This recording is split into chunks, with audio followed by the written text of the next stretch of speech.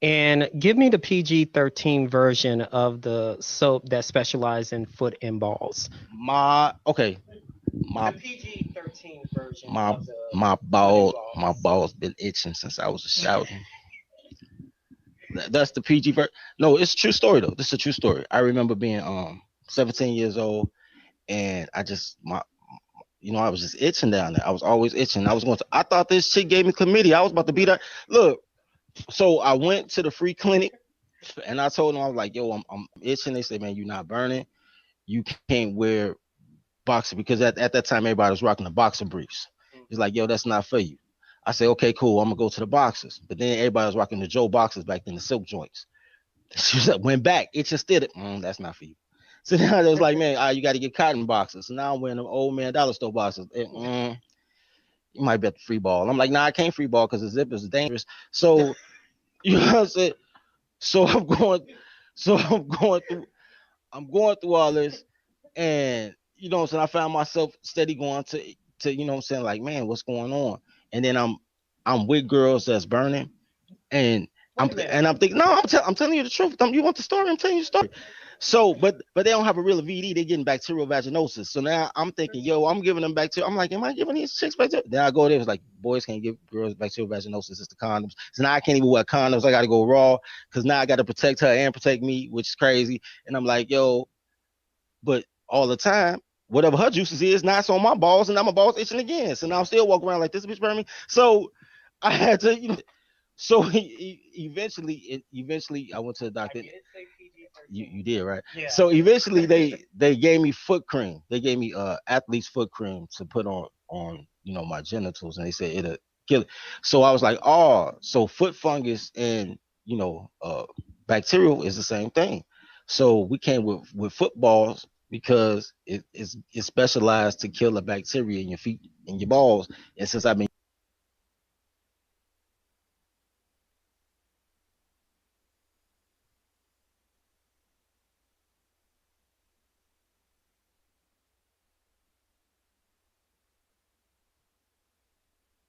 Man, welcome to the Dirty Folks Podcast. I am your main man, Dirty Folks, and I appreciate y'all sliding through, man.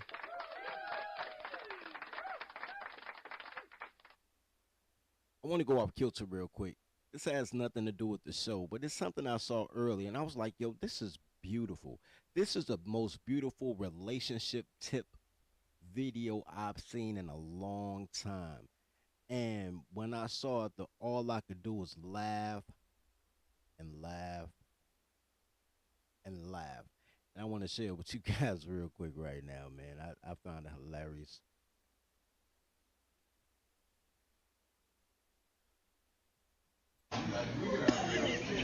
Put the purse back, honey. Now threaten her and see what happens. Put the purse back now. That's not a good choice. Theo, make a good choice, please. Theo, Abby, don't hit him. That's also not a good choice. Theo, get out.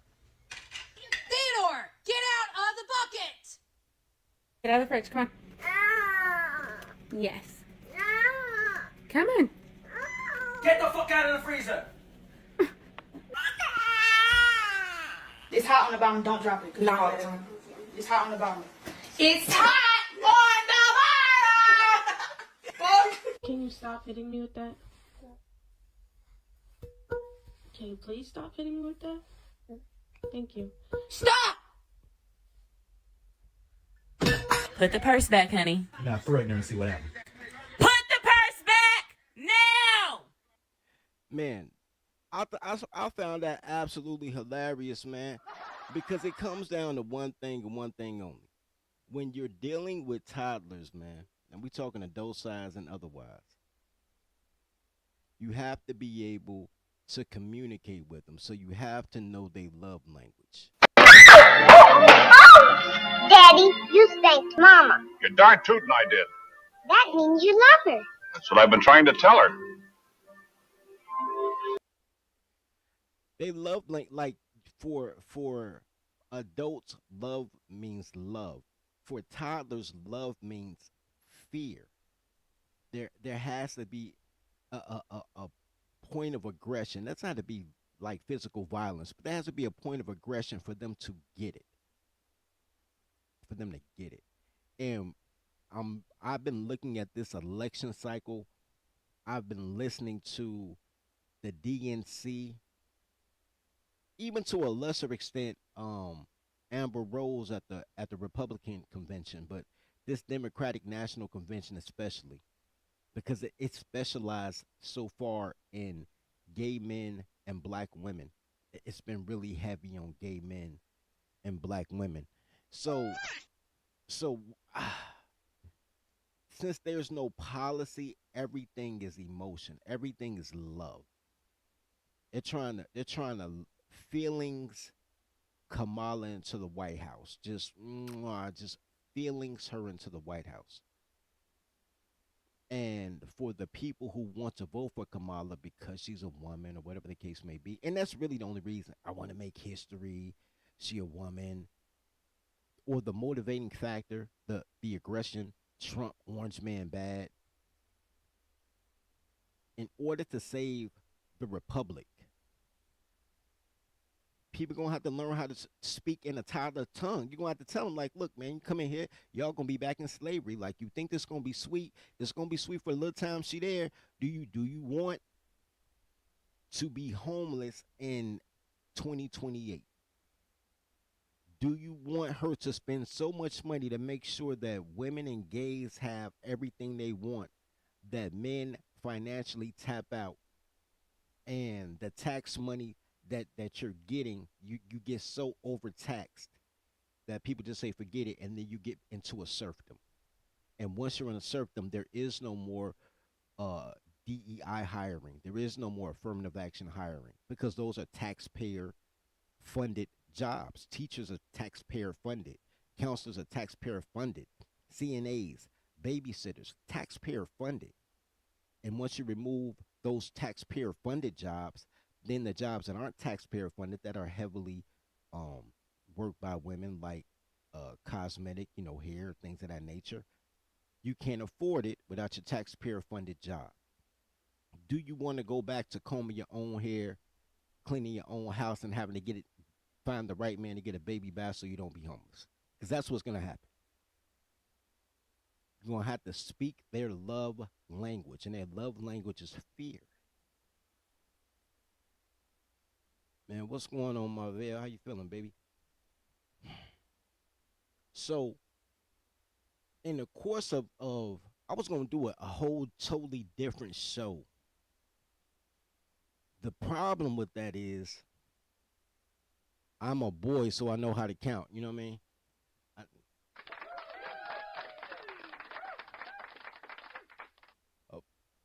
But it kind of sort of leads into where we're going to go today. But the show I wanted to do ain't the show that I want to do because I did the math.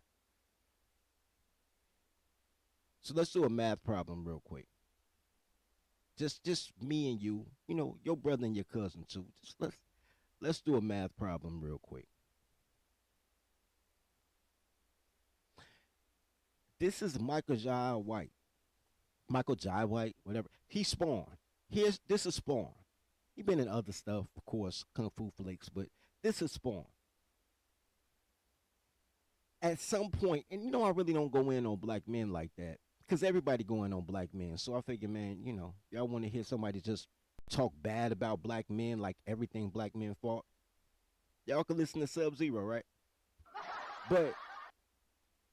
But I kind of got fed up, and I'm like, yo, I'm tired of black men making excuses. And I heard this, and I thought it was an excuse, but then I know math. So let's listen to it together, and then we'll do the math. It's completely different. There is an alpha white male in almost every TV show, commercial, ever. Action, movie. There's alpha white males every place. Mm-hmm. But it's not so for black people. We are relegated to more character.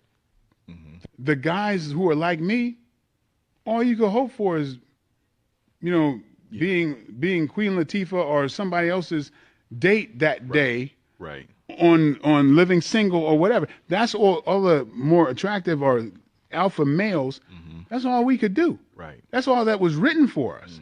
Or the prison roles.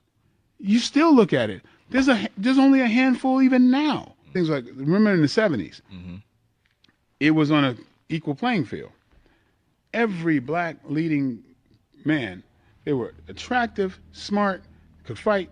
You had to be the guy that other guys wanted to be and the one that women wanted to be with. After the 70s, we grew up with Denzel Washington and he was the only one. Denzel and who the hell else? Wesley Snipes. Okay, do you think that's a good comparison? That is a trip because we have not been in charge of our image. For blacks, He said we have not been in charge of our image.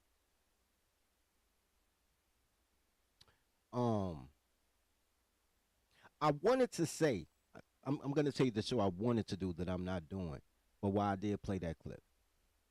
I wanted to say that don't cry about it. We have Hulu now, Amazon Prime, IMDb, YouTube. You can make your own movies and distribute your own movies and do it cheaper. I wanted to say that. But then I know how to count, so I had to do math, right? And when I did the math on it, I thought about what Michael Jai White got for being Spawn. What he got paid for being in the Jet Li movie. How the numbers work. And I said there's no way that he would have earned what he earned for his craft, to be a master of his craft, to put his 10,000 hours in to his craft, if they would have produced the show and distributed it on Amazon Prime or YouTube. When you look at a movie that they say makes $20 million at the box office, right? That's $10 a ticket, and you normally go with your girl. So that's $20 that you spent for this movie, right? So a $20 million gross, and it's you and your girl. That means that 1 million people, 1 million couples, 2 million people, 1 million couples want to go see this movie. Worldwide or even nationwide, that's not a lot of people when it costs $500 per theater room. I don't know what you call it. Because you know how like sometimes they show the movie two or three different theater rooms in one show. So they may get a bulk package and they get 3 rooms for $1,000. But you have to do that if you just do it for 3,000 theaters across America at, let's say, $500 a pop. And you got to do 3,000 theaters. You at 1.5. That's just for your distribution. And then you got to market the movie so people come and see it. So if the production costs, because we said $20 million movie. So let's say the whole project costs $8 million. So that means your production cost is $3 million. Your distribution cost is 1.5, and then your marketing budget is $4 million. Because you're going to pay twice as much, however much you pay for the production and the distribution. You're going to take that and multiply that by 2, and you're going to have that, and that's your marketing budget. So if a movie like Endgame, Avengers Endgame costs $50 million to make, they still spent another. The reason they say it's $200 million, it was $50 million to make. They probably paid another $50 million for worldwide seating because that's a huge movie, and then $100 million for marketing for you to come see it, right? So there's a lot. They put so much money into it so people can see it and pay $20 at a time, right? You and your girl, or you don't let it be you and your family, like an end game, and it's you, your girl, and 2.5 kids, right? You're not gonna get. He's not gonna get that off a $20 million grossing movie. He's not gonna make that $1 million, that $600,000 in salary if they filmed the movie on their iPhones and did a great edit job so it looks good, and then put it on YouTube. And there's a lot of great movies on YouTube. Vulture City. There's a lot of great independent films I've seen on the YouTubery or on the IMDb or on Amazon Prime. But they get paid by AdSense. a million views for Michael Jai White on YouTube might make him $40,000, $50,000, minus how much the production costs. He may lose money on a project for the type of project he does to get that same million people to watch his movie, right? Because it could be me and my girl still, Netflix and chill, right? Me and her still watched it, but it's just one click. So a million couples could watch this movie on YouTube, and he leaving with 50 racks, and he still got to pay his staff. He might get $8,000 in his pocket. Way different than 600,000, 800,000 he'll get in the theater. So I wanted to do a show about the economics, like why don't black men just make their own media? But the math for a man of his craft wasn't math. Does it make sense to make the shows you want to see? Definitely, definitely. But for him, no. But I still use this clip because what he was talking about the alpha male.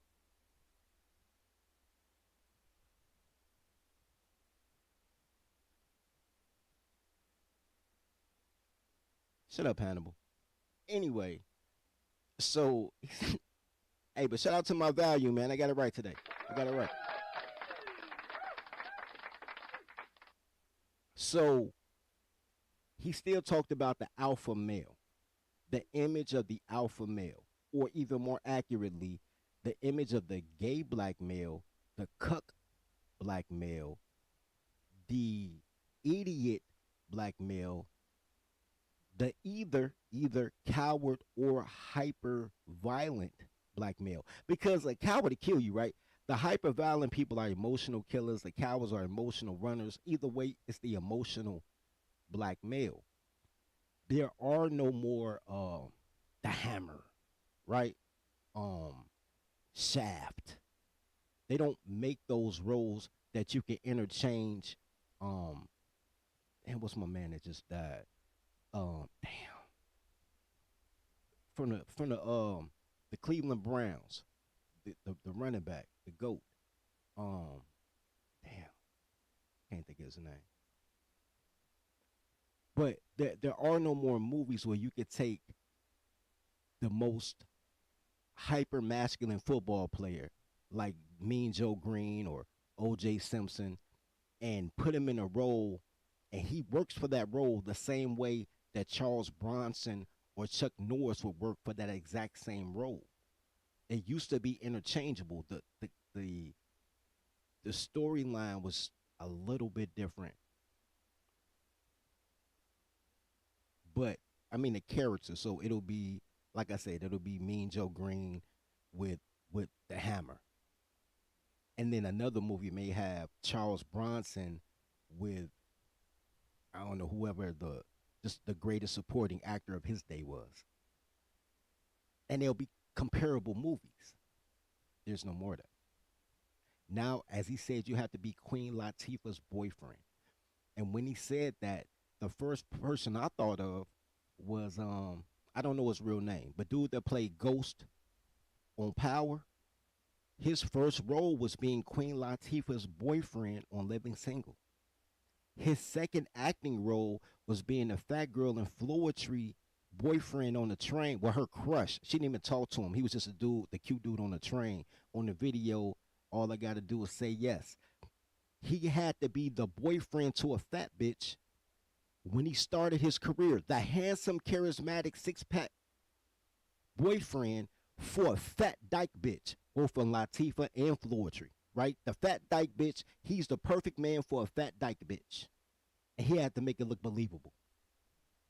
There was no role for the alpha male, the dude that's even Bill Cosby wasn't the man of his house. He was cool, but he wasn't the man of his house.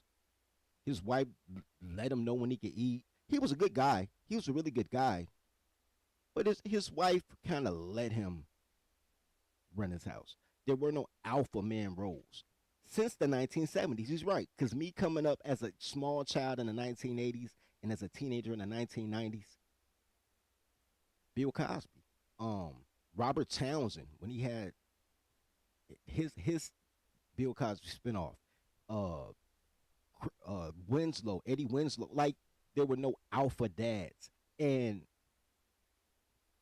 I want to go back to something Mr. Albert said, but they don't have no fathers. No, they didn't have any fathers. And the crazy thing is, I didn't know that until the late '90s, early 2000s, when I started hearing all these young black men around my age talking about Bill Cosby was my dad, or even before then, um, uh, uh, uh, uh good times. James Evans was the image of what a father should be. Like men, black males were taking their cues on what fatherhood and manhood was from images on television. So when the images got weaker, the manhood got weaker because black women hate to see their kids have fathers. Anybody can have their kids but the father. I mean, anybody, the teacher, the after school program, the Boy Scout mentor, the church, the basketball coach, Steve Harvey, two weeks a year, nigga. Anybody can have their kids. They don't even have to know your name. Anybody who's ever fucked a girl with kids, a bitch, you will fuck a girl and she'll be like, I gotta go to work in the morning because you watch my kid. Like, a girl will fuck you and leave her kid with you in 2 days. Like, women don't care about their kids. A black woman's entire job is to keep their kid from the biological father. So now these kids are looking for father figures. I thought y'all saying my volume was good. That's crazy. Hold on.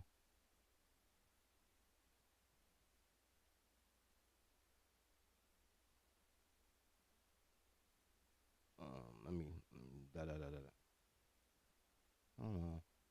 But yeah, now they looking for an image of. Go back. All right. They're looking for an image of manhood, and they looking for at TV for that image. They're looking for their James Evans, they Bill Cosby, um they're Robert Townsend, they're Eddie Winslow, they whoever, they James Evans, whoever. And the weaker the men got on TV, combined with the fact that black women hate their kids to have fathers. Stepdads all day. They can have a stepdad. Stepdads are great because stepdads don't really have authority over the child. They like stepfathers because they can promote a fight, right? So stepdads will allow a man to come in and teach his son how to play catch and pay for everything, but you can't discipline the child. He got to go through 3-4 different people in order to do what a father would do with somebody else's child because it's not their child, right? So they, as long as they can have control without accountability, black women with that shit. And people look at TV for that. So I want to go through that because when you start talking about the image of black men, you have to look no further than the women and the gays that are representing the Democratic National Convention today.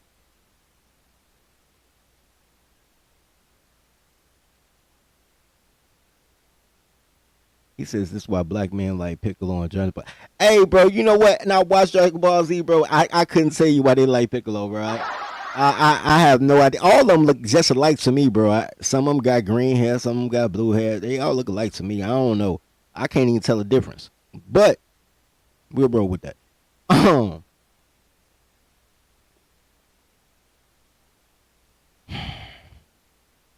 The image of black men.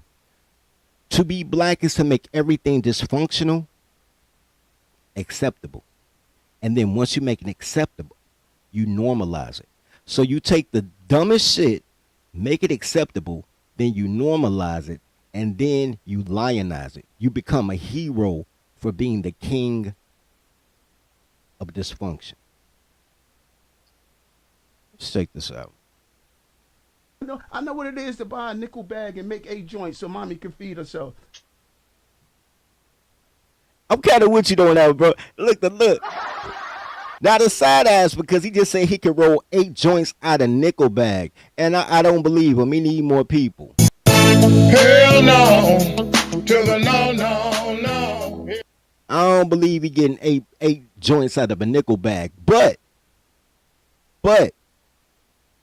he wants to be seen as a hero for being that 12-year-old boy trying to provide for a 37-year-old mama because she don't know how to fry chicken, suck dick, and shut the fuck up. That is what Black people idolize. That's what they lionize. The son who has to damn near come out the vagina taking care of mama. And somehow he's also supposed to have enough bread to take care of a wife, because he got to be a cuck too, right? He got to be the husband to a chick that his mama couldn't get. And then in addition to that, he also has to be self-autonomous, right? So he has to know how to cook and clean and cut the grass and work and be a good lover and be fun. He has to be God for a girl that has no requirement, while he takes care of his mom out of duty and obligation, who he requires nothing from, right? There's still no requirement. I got to buy my mama a house. 12 years old, I got to buy my mama a house. This is bananas. I know what it is to buy a nickel bag and make 8 joints so mommy can feed herself. Look, bro, I know what my thing was different because my mother and my father were together to the day she died. I understood that my mother is my father's baby mama, like they was fucking and I was a product of their relationship. I didn't feel the ownership of my mother. I felt the ownership to the last name, so I used to tell my dad, like, yo, nigga, go get your baby mama. She wildin', my nigga. Your baby mama wildin'. He'd be like, that's your mama. I'm like, nigga, that's your baby mama too, though. Like, we both things could be true. Go get her ass, nigga. So what I hustled because I wanted to get enough money to get out of my parents' house. I wasn't trying to buy my parents a house. My dad bought my mother a house. I didn't have to worry about that. I had to worry about getting out my mama house because, you know, happy life, happy wife. And I've never seen a happy wife, so ain't nobody happy. I had to go. I had to leave. I was 16, like, yo, some bullshit. It's time to go. But that's the nature. That's natural. 16, it's time for you to go, nigga. Like, in your mind, like, you don't legally have to go. But when boys get about 15, 16, they be like, yo, I'm ready to go. I done learned everything I can in this pop stand. So it brings us to, oh yeah, that's a good one. So it brings us to what we invest in. Black men make horrible emotional investments. Young.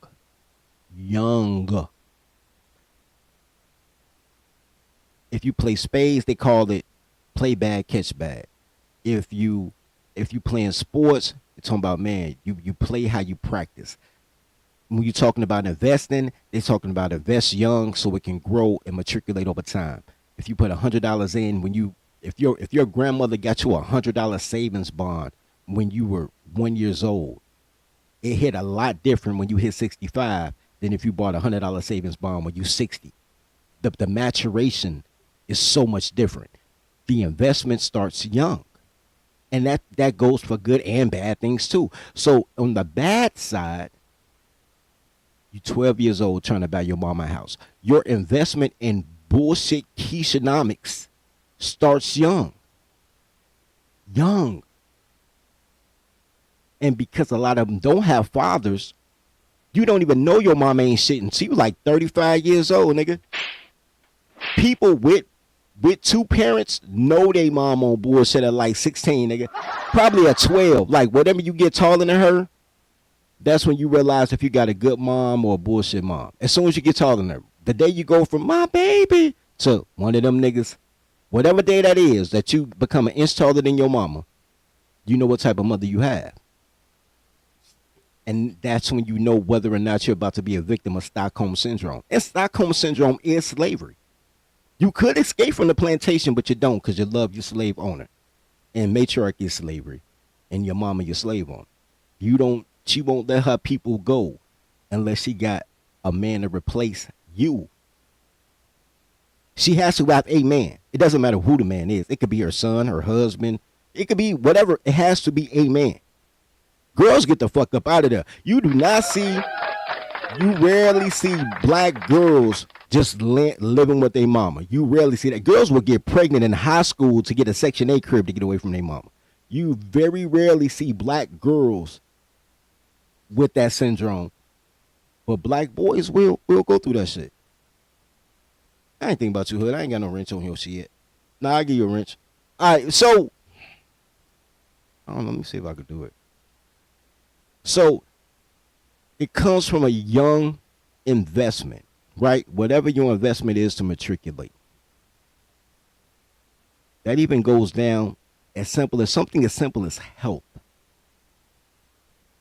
I'm gonna show y'all this, and I got a story. You know, dirty folks always got a story. I got a story for y'all. Let me show this first though. Somebody told me this, and I know this to be true.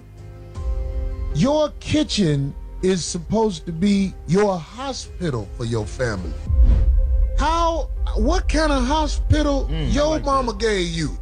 Little babies eating McDonald's fries all week. Well, I'm gonna bring that back. Yo, I don't know whose show I was on, but y'all have heard me say this before. Maybe my show, maybe somebody else's. I was on the block and I said, man, are the little girls eating the little boys?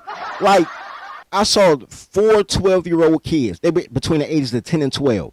The 2 boys were skinny as shit, like Ethiopian 63 cents a day skinny. And the 2 girls was big as a house.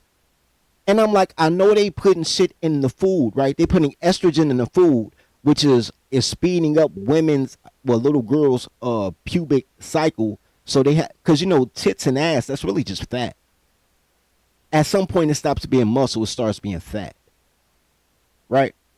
And it speeds up the estrogen speeds up their menstrual cycles to a point that they just blow up like the Stay Puft Marshmallow Man. But estrogen makes boys smaller, makes your penis smaller too. That's why men who want to perform in women's sports take estrogen pills in order to be weaker and smaller than the average man.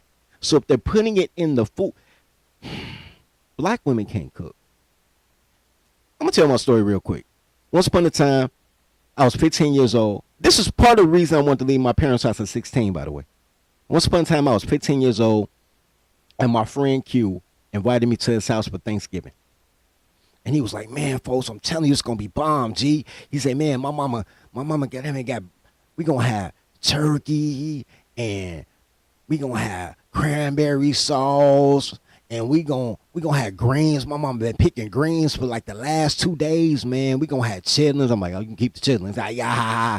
Like, yeah, and then my mama got macaroni. I was like, yo, G, I don't eat macaroni. I'm like, this sound good. I don't eat macaroni. He said, man, you'll love my mama macaroni. And I gotta use a voice. Hold on. So he was like, man, wait, and the button.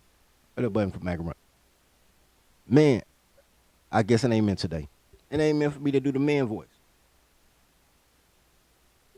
Oh, here you go. I was pushing the wrong button. Man, G, my mama making macaroni. I'm like, bro, I don't eat macaroni. Man, you really want my macaroni, G. You want that? Man, I don't eat macaroni. Man, you gotta taste my mama macaroni. I'm telling you, G, when it come out there bubbling out the oven. The oven? Yeah, G, the oven. Macaroni going in the oven. I said, hold on, G, it don't come in that little pot with that cheddar powder packet, nigga. He was like, nah, nigga. Nah, nigga, you gotta come through, nigga. You gotta get some of my mama macaroni, nigga. She baked that shit herself, bro. And you got that man come out bubbling out the oven. You gotta get some of this macaroni. And I go to my boy's crib, and I taste his mama macaroni. I take 1 fork, like the taste tester fork full of the macaroni, and taste it. It was delicious, but that was not my first thought. Once I tasted his mother macaroni, the first thing, my initial thought was, my mama don't love me. That was my very first thought. My mama don't love me. My mama I've never tasted real macaroni. Just that fucking Kraft macaroni and cheese shit. It ain't even a Kraft. It's like the Aldi's version, like with the powder. I'm like, yo, my mama don't love me. She don't love me enough to bring nutrition to her family. And at that point, for like a whole year, I just observed all the shit my mama did. And I'm like, I don't think she loved me. I mean, in her own way, like I don't think she knows how to express love to people. I'm not saying she hated me. I'm just saying I don't think my mom really knows how to express love, how to make a comfortable home, how to make a peaceful surrounding for her children and her husband, how to bring nutrition to the home for hardworking students and employed men who, my mom was a housewife. She had to do shit. Like she had every cookbook, ain't never cracked nail one of them motherfuckers. Like this is your only job. You won't even help me with my homework. All you gotta do is cook and make sure, you know what I'm saying? Make sure we straighten the crib, because you know part of parenting is the kid got to do all the work. Me and my sister had to wash the dishes and mop the floor. Like you damn near a Burger King supervisor, lady. Like your only job is to feed us. And you can't do that. I didn't feel love because food is love. You know when you taste something and I'm like, oh, this tastes like love. Old people say you put your foot in it. Somebody said you put your drawers in it. I don't know where that shit came from. That sounds crazy. Put your drawers in it. I don't know. That's some country shit. But you know when something tastes like love. My boy Q's Mama Spaghetti, Mama Q, not spaghetti, macaroni, Mama Q macaroni tasted like love. I started calling her mama after that day, nigga. Q Mamas was my mama too. She was a neighborhood mama, nigga, after that day. All the way until she called us in that stolen GMC Jimmy and whipped the ass in the police station. But all the way up until we got caught reckless joyriding, that was my mom. That was like my second mom. But I want to bring this back, man. When he starts talking about what people feed their kids. Because this is very indicative. In the black community, look, I'm going to tell y'all something. I'm going to tell you, this is real shit. This is real shit. If you find a woman in the black community that can cook, you better wear a condom, my nigga. The only black women I've ever seen that know how to cook is aspiring Hooter hostesses, bro. Like, if she know how to cook, she ain't got no man. Like, if she over 22 and she know how to cook, bro, she bussin'. You in her rotation, nigga. This is how she lock you down so she can get a couple dollars out you later, nigga. For real, you about to find you a future abortion buddy, my nigga. If she can cook, wear rubber, my nigga.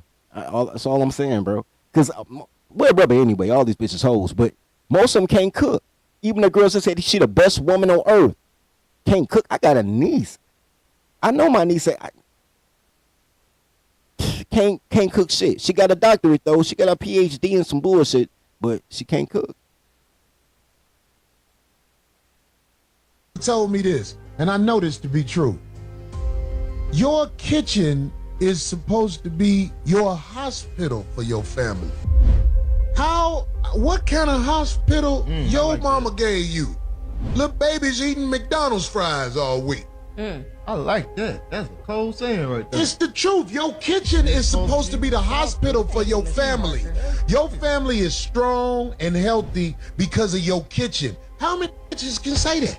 Who you know that makes sure they take care of their family? I'm not saying there's none who don't. Right. But I'm saying most situations in America, your family is raised off garbage. Your kitchen is full of little Debbie's and motherfucking. A lot of kitchens is for decoration. Them just don't even go in now. Somebody told me this. The investment. Garbage in, garbage out. The investment. From a young age, the investment ain't there.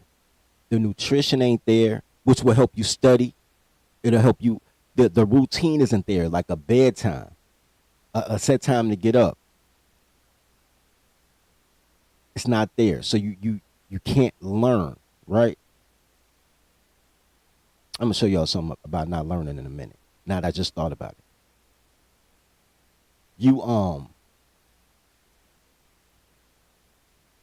can't think. You can't think. So your whole life you've been garbage. So your body gonna be garbage because you don't even know that you're not supposed to eat grease and sugar every day. You don't even know that because you weren't taught. You don't know that it's not normal to not buy, not, what the fuck that nigga say? A nickel bag of weed? That nigga was trying to bag, goddamn it, 8 joints off a nickel bag. That is amazing. That's absolutely incredible. And I think he a liar. You can't even get 8 joints on a nickel bag of weed. But you don't even think like, yo, I have to do crime in order to provide for my mother. I have to do crime. And I have to normalize crime because that's mama.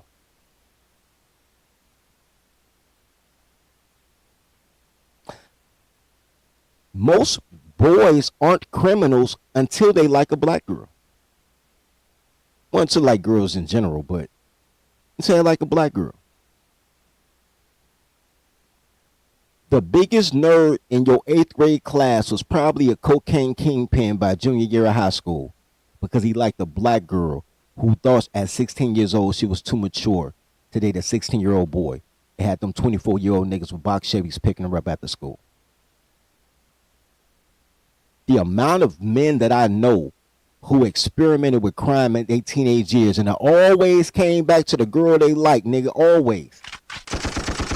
Man, gee, I like this girl, a little light-skinned girl, man. She was so pretty, she wouldn't fuck with me because I ain't had no car. I bought a car, she said she can't still ain't fucking with me because I ain't got no rims. I had to hustle get some rims just for this girl. Nigga, you taking penitentiary chances for a girl to like you. Because your dad, our dads, failed us in letting us know women don't like men. Women need men. Women don't like men. So your love, because only men can love, your love is expressed in duty. All love is expressed in duty. Women only love themselves, and sometimes they even love their kids. And that's why Q's mama got the best macaroni I ever had in my life. Because she had enough love. The love for her husband was real questionable. I ain't gonna front. But the love for her 3 kids was undeniable. She was a mean, ratchety old lady, too. She had hands, too, nigga. She'll fuck you up, nigga. But that's because that's her expression of love, right? Beating on you when she thinks you're wrong is her expression of love, right? Daddy, you spanked Mama. You're darn tootin' I did. That means you love her. That's what I've been trying to tell her. You got to speak their language. But check this out real quick. This is what we dealing with when we talk about communication and garbage and emotional investments. I don't know who else that is, but shout out to him. Friendly reminder that there's a likely chance that the person you're thinking about going back and forth with who commented something ridiculous on your post didn't properly comprehend what you originally wrote. And then he gave these stats, and I'll tell you about 5th grade. 21% of adults in the United States read below a 5th grade level. 19% of high school graduates can't read. All right, 2 out of 10, that ain't bad. 42 million U.S. adults can't read past a 5th grade level. 50% of adults in the United States can't read a book written at an 8th grade level. Then you have to say, add another 20-30% to that and say, man, they can't, even if they can read it, they can't comprehend what they read. There's a lot of people that don't know the number 2 from TOTOO. There's a lot of that. There's a lot of girls that you think is smart on social media that you wouldn't think that if it wasn't Google spell check, my nigga. I could think of one right now, bro. And she a paralegal. Can't write shit. If it wasn't for Google, and I met her in 2010. Yeah, Facebook, it just came out. But it wasn't no Google on the Facebook yet. Like, there was no autocorrect yet. You should have seen the shit she was writing. I'm like, what the fuck is... Bitch, are you doing some type of rune scripture? Am I in an anime, bitch? This is crazy. Google auto spell check got her like a beast, nigga. That she seems smart and shit. Like, bro. Anyway, let's continue. I have something on.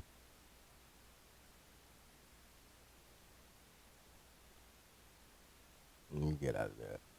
Get back to the originally scheduled show. Hold on, where I find this clip, man.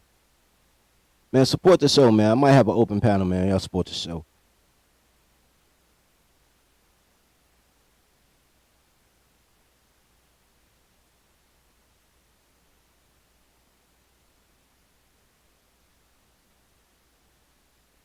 Okay. I see where I was going with this. Emotional investments. Black men are taught at an early age to make horrible emotional investments. Horrible. To pick the cookie above the grapes. To take care of your mom instead of your mom taking care of you. Right? Or feeling like you owe your mama something for taking care of you. Like, mama, you gave me 10 years. I'm going to give you the rest of my life. What? That's crazy. Even if you make it successfully in America, you're required to reach back. That whole black people got to get rich and give back to the community. The community is women. You got to go back and give all your shit to a bunch of raggedy, lazy bitches. They don't even think of like you should go back and all the alcoholics in front of the liquor store, give them a job or just make sure they get drunk for free. They ain't talking about women. They say women and children, but even with that, they're talking about women.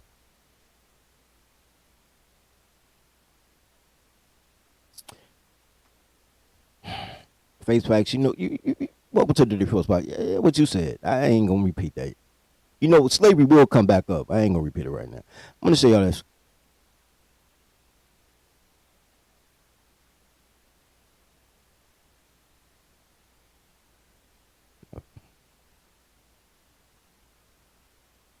Right? I don't understand. These dudes will accept a woman just because she said okay. You didn't have her jump through no hoops. You didn't make her qualify for nothing. You have to start having standards. As long as she don't cheat on me, as long as she cook and she clean and don't give me a problem, that's good enough for most of these dudes. I'm saying, no, man, you got to have bigger and better requirements than that. Because you were easy to get, you're easy to leave. Because there was no requirement and no investments. I said it before, man, in the game, it's a principle. It's called a choosing fee. And it's called an interview fee. If the broad even want to sit down to see if she's interested, she got to give me an interview fee. Otherwise, she gonna play with your time. And if she want to get with me, she got to give me a choosing fee. And I say you need to do the same thing in the square world. Guess what? If she want to go out to dinner, guess what? Make her pay for it. And guess what? If she's not willing to pay for it, she ain't serious about you. If she's serious about having a relationship with you and getting to know you, guess what? She wouldn't mind either paying for it or paying half. You know what I'm saying? Wow. So what I'm saying is start having requirements. What's easy to get is easy to let go. I never watched all of this, and apparently it's more to it. He sound like me though. Matter of fact, for those in tolerology, those who took the marriage secretary course, go study the penis auction section and the pussy budget chapter as well. Very similar. Tell you how to make these bitches move just like that. You have no requirements. I'm gonna let it play some more because I'm looking for a comment. I guess it moves after I say that. I want to read this comment. That's why they require a down payment on a car. Otherwise, everybody would say, yep, I want it, I'll come back. No, you got to put your money down and you're going to lose this deposit if you don't come back. Start having requirements. A man with no requirements isn't a valuable man. Wow. These dudes have... A man with no requirements is not a valuable man. So you're, once again, bad emotional investments. You're taught your whole life, walk on the outside of her. I got to use the voice. Walk on the outside, carry her books, pay for the movie, bring her candy, bring her flowers, be nice to her, don't hit girls. But when it come to girls, it's like, get what you gonna get, girl. All these niggas only want one thing. And they're about right. All you want is one thing, nigga, and that's crazy. You got to give 10 things to a girl you don't know just to try to get one thing that they don't even care about. Women don't care about their body. You think this girl would rather put batteries in her coochie instead of you? Are you less than a battery, my nigga? Fuck out of here, nigga. Make her work. I do it all the time, bro. I make them all pay, bro. Even if it's just a little. If it's a broke bitch like shorty, just buy me a taco. Buy me a taco, shorty. $1.29. You can go to Taco Bell, buy me a taco. Invest in me. Whatever, you only got $3 in your name, invest in me with $1.29. What they say biblically, that the poor woman that put a penny in tithes has given more than a rich man that gave 100 because she didn't have it and she still gave it. Pay me tithes, bitch, based on your income. There was a particular comment. Of course, no women agree with him. Just roll with that. I'm not even looking for a female's comment. No girl agreed with, well, maybe 2 or 3, but most of them like, yeah, this goddamn man. Woo. And I had to set up on that, but you know, it was like right around here. Anyway, basically what he was saying was,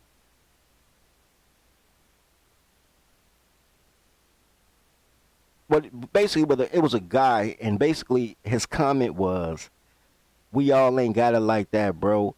Some of us gotta be with whoever we could be with. Oh, here you go, right here, Vincent, right here. This comment right here, I'm gonna read it. Y'all can't see it. Hold on, let me get closer. It said, but Goldie, please understand. Well, I gotta use a voice. I'm gonna give him a child voice because it sounded real childish. But Goldie, please understand, man. It's not all men on your level. You can make these demands because you have the buffet at your disposal. Some average men have to tolerate this BS because that's the standard they are at in life, brother. Hell no. To the no. The man who say you can and the man who say you cannot are both right. Both right. These are things that I know about women, though. If you got to get starter pussy, I've had starter pussy before, bro. Ain't no saying, right? I didn't come out the gate fucking bad bitches, man. I came out the gate, fucking some butterfaces. Like, I ain't do fat girls, but an ugly bitch, acne on her nose, kind of like Gargamel, like that witch on, not Gargamel, that was a dude. The witch on the Smurfs, I don't know her name. Like, Broomhilda. I done had some Broomhilda looking bitches get naked, be like, whoa. Like, I get it. Some starter pussy, right? You need practice pussy. Get your game right. Learn how to suck a titty right. I done been there. What I know, though, is that girls and money are synonymous. You can't get a job till you got a job. You can't get a girl till you got a girl. Sometimes you got to get the starter pussy to get the elegant pussy. And then when you get the elegant pussy, all she gonna do all day is complain. I know you got hoes. I know you got some more hoes. I bet you got hoes. Because they don't want you if other bitches don't want you. They built to be sister wives. That's why they leave you for cheating and then become the side bitch for a married man. They live to be sister wives. Black women are supposed to be your number 3. Not even your number 2. They're supposed to be your number 3. They built for that. They not built to be the number 1 nothing. Not the number 1 in the household, not the number 1 in the corporate sphere, not the number 1 in politics, not number 1 in your life. They're not built for black women aren't built for number 1. The pressure of being number 1, the responsibility of being number 1, the accountability to others it takes to be number 1. Black women aren't built to be the paralegal to the law office of your life. They built to be number 3. Work in a law library, work in a mailroom. You call them up for a little quickie and lunchtime. They built to just be 3 holes and an occasional joke.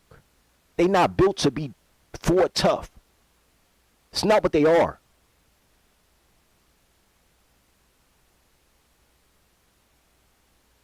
So I understand that part. But you can't get girls till you got girls. You know what I'm saying? Sometimes you got to come home with smelling like fish so she know you still a fisherman. You know what I mean? You got to do that sometimes. But the mindset of everybody ain't got like you, so everybody can't be a man. And the moment you realize that everybody can't be a man, you understand why those men will vote for Kamala. There is a mindset to slavery. Matriarchy is slavery. There's a mindset to slavery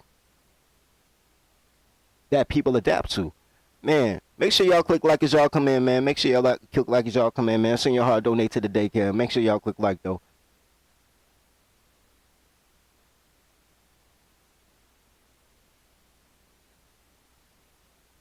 I think this is a predominantly black man issue. Predominantly black man issue. I had a video queued up, and I may still show y'all the video.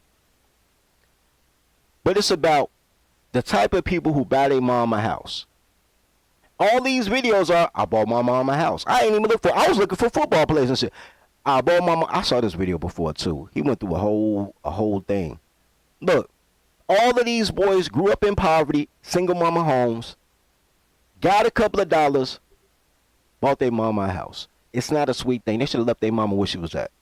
Because they left where they was at. All these dudes, if you look start up every goddamn one of these videos, but not his, like this video, the video out there, it's always some niggas that left where they was from, came back to come grab their mama and take their mama somewhere else. So you left your mama house in order to be great. And you came back for, nah, nigga, that's where she had you at. She must have been comfortable there. They the nurturers, right? They the homemakers, right? If you put a bunch of women together, it should just be more homemakery type of experience, right? Like everybody should have a garden in the backyard. It should be birds singing. You know what I mean? Grasshoppers chirping. All the kids are free to run outside unsupervised. It's always some old lady on the porch waving at you and shit like, I'll watch your kids. If women are that nurturing, right?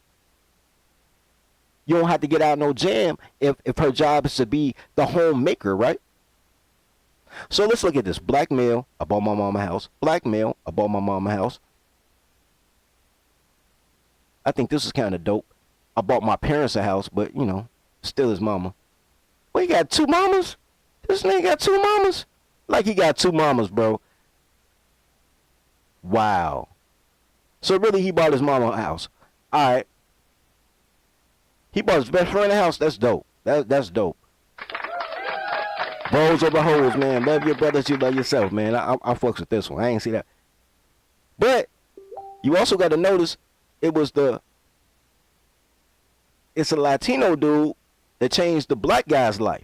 It's not the black guy that changed the Latino dude's life. The black guy probably bought his mama a house with the Latino man money. I guess, man, I'm telling y'all, manhood don't come in black. You got to be black or a man, but you can't be both. Y'all got to make a choice. But anyway. All right, Russell Wilson, of course he bought his mama.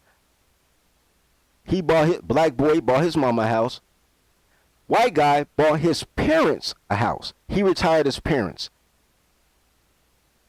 That's dope. This video I had queued up, bought his mama a house. I'm going to give y'all a quick highlight on that one too. You notice when they not black, they bought their parents a house. It's mama and daddy. When they black, it's just mama a house. Well, Kobe bought his parents a house, but, you know. She bought her dad a house. That's dope. Shout out to dad. You had to be an excellent dad for your kids to come back for dad. You got to be a great dad, a phenomenal dad, because they don't come back for dad. They just let dad stay where he stayed for the last 30 years and call it grandma house. But so he had to do some awesome shit. He awesome dad. Black boy bought his mama a house and his sisters probably. When he say my family, it's mom and sisters. He's the only boy. NFL player, of course, all the NFL players bought their mama a house.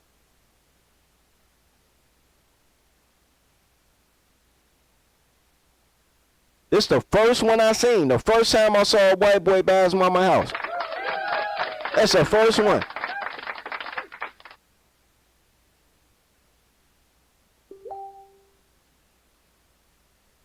He bought his mama a house. Chris Brown don't count. Is that Chris Brown? Look like Chris Brown. No, this is a regular Puerto Rican. All right. Anyway, my point stands is the only people who are required to look after the people who's supposed to look after you are black men. Y'all normalize that.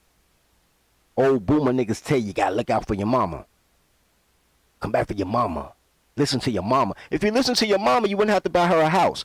Because if she gave you good advice, she would have known how to suck dick, fried chicken, and shut the fuck up. And your daddy would have bought your mama a house. You wouldn't be playing husband to your mother if you could listen to your mother. I want to show you a quick clip. Just a quick clip of one of those shows that we were discussing, the Bought My Mom My House show. And I really just want to show you. How you doing? I'm all right. How are you? Have a seat. Oh, man. Man. Yeah. That's what we on. Hold on, guys. Pause, man. There we go. So he went through this whole diatribe. He took us. He don't even live in New York anymore. He went back to New York, to the Bronx, I believe, to a 2-bedroom apartment that he shared with 4 people. Had to sleep head to foot with his brothers in the same small bedroom, which would be a nice ass bedroom for, like, if it's just your bedroom, but it's cramped to have 2 and a possible in there. You know, it was. I ain't gonna show y'all all that. I'm gonna skip the part that he also doesn't know anything about closing on a house. All he knows is he has to sign a stack of paperwork because motherfuckers can't read past the 5th grade level, right? So he just trusts that the realtor and the loan officer told him right. And I'm about to show y'all this right now as he signs the quote-unquote bunch of paperwork that he has to sign to buy his mama a house. So I want you to see 2 things. I want you to see if he really read the documents that he was signing, and I want you to see his mama.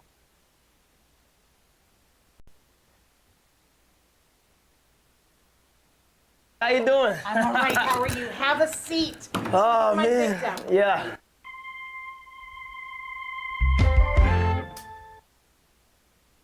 If you blink, you'll miss it, bro. Look at his mama. Don't mistake that look for pride. She's not proud of her son. Don't mistake that look for pride. Like, man, my son, a big boy. It's pride when he buys a house for himself. It's pride when he buys a house for his wife. Like, if she looked at her son like that while he was at that table at his wedding reception, like, yeah, my son about to start his own family, that would be pride. This is not a look of pride. This is a look of rescue. This bitch don't got love. She needed help. He loved his mama. His mama ain't love him. She had at least 25-year head start on him to get that same house. 25-year head start. If he didn't buy her a house, to this day, she would still be blaming him for her not having shit. Man, I got to use the voice. Had these goddamn kids, and that's why I ain't got no house. So my life ain't together. I can't even fuck the right dick because I had these kids with the wrong dick. Fuck, they paid that daddy. These women depend on the benevolence of men. And as more and more men stop playing stepdaddy, they're depending more and more on the benevolence of their sons. But spoiler alert, a lot of these young boys is removing themselves from the son husband shit too. So these chicks is gonna be fucked up, and they're gonna be real fucked up, bro. Like slavery gonna be ripe. Like right now, we can still do slavery with the orphans and the trailer park white girls, you know, because they comfortable with it. Trailer park white girls and orphans don't need a man to make $138,000 a week. They understand that the average American median is 36,000. You can make 42, 48. Y'all paycheck to paycheck, but you'll work it out because once you have a family, you'll figure it out. You'll figure it out because women are supposed to inspire you. Besides sex, women's job is not even the cooking and cleaning. The women's job is the inspiration. A woman's job, that's why you have cheerleaders at football games, right? The pep squad. Baby, you could do it. Show me a baby you could do a black woman. I bet you can't. I bet you can't. Your mama maybe. Show me a girl you could fuck that's a baby you could do a black woman. Your mom ain't even a baby you could do it to the nigga she fucking.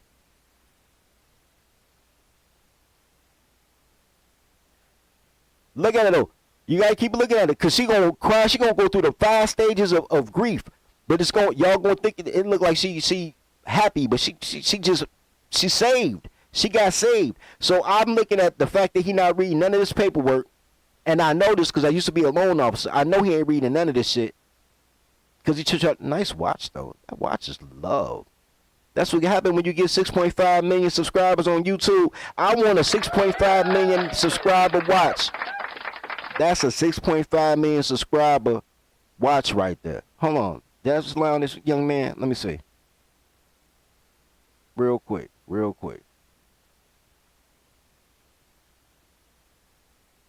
Not really. 6.44 million. Yeah, that's a $6.5 million Rolex right there, man. That's what happened when you got 6.5 million subs, man. That's a nice iced out rollie. Richie, how you doing? I'm all right. How are you? Have a seat. Oh, man. Yeah.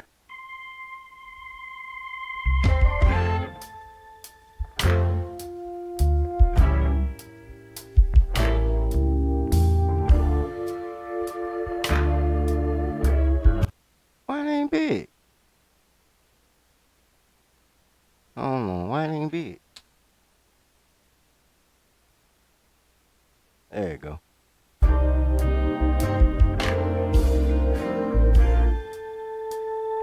The crib is official, you feel what I'm saying? Wait a minute. Oh, man. You got a hold. What did you get? You got that. What's this called? The title? Yeah. The title. You feel what I'm saying? It's official. You feel what I'm saying? Yeah. You no longer live in the Bronx. Yeah, it's over now. Yeah, you feel what I'm saying? Got the big key to the big crib. You feel what I'm saying? And yeah, I wouldn't, you know, be able to get the crib if it wasn't for y'all. You feel what I'm saying? So shout out to y'all, cause y'all the most important, man. So yeah, that's about it. I don't even hit you. How you doing? 6.5 million subs to get your family out the Bronx hood. I'm telling you, even though you're a Brooklyn nigga. Whoever in the Bronx, who in the Bronx? Kareem in the Bronx. Kareem with 6.5 million subs to get your family out the Bronx, G.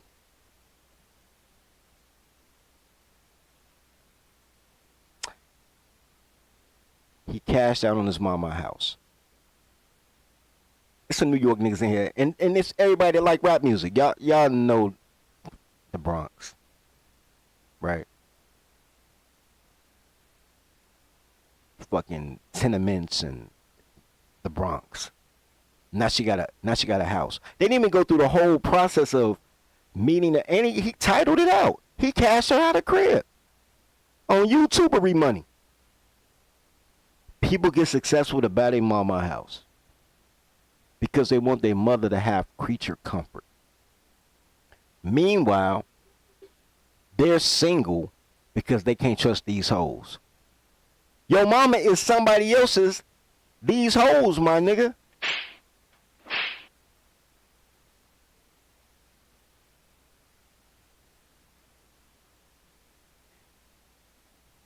And it all come down to this is the stuff your insurance company doesn't want you. Really?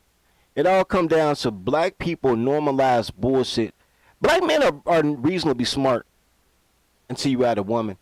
Then y'all get dumb as shit and volunteer for slavery. It's the craziest shit ever. That's why I don't trust y'all new niggas. Hey y'all, Masters are coming. He's a coming, y'all. Masters are coming. Here we go. What's up, guys? I want to get into this DNC. I don't know why this Oprah thing ain't loading up for me. Let's take a quick break while I load up this Oprah, and we're gonna do a slow roast on the women of the DNC, because I want you guys to understand how to speak toddler, because they're very articulate. I want to teach y'all how to speak toddler. I'll be right back, man. Let me try to get this loaded up.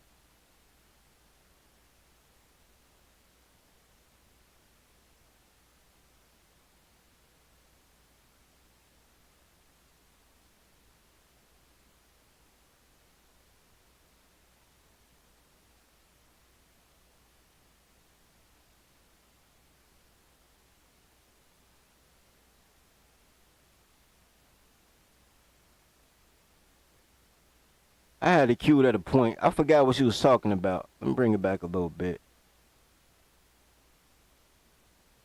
Be teaching our daughters and sons about how this child of an Indian mother and a Jamaican father, two idealistic, energetic immigrants,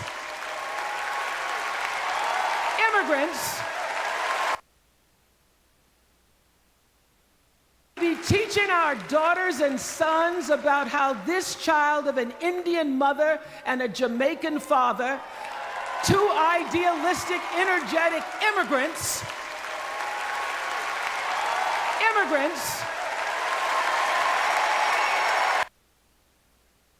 Is this the immigrant presidency or the American presidency?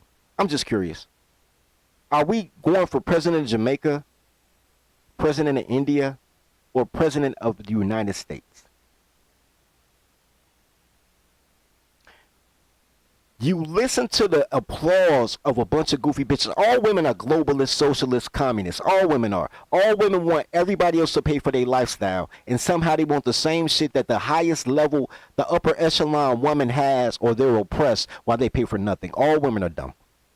All women are motherfucking dumb. But hey, it's Trina.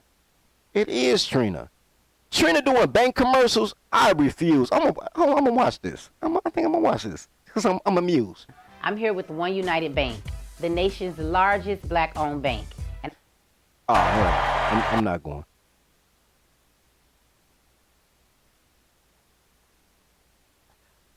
See, she made me lose my point. So here's the whole thing. Because Kamala has no nothing. She has no platform. She has no agenda. She has no plans. She has no real history.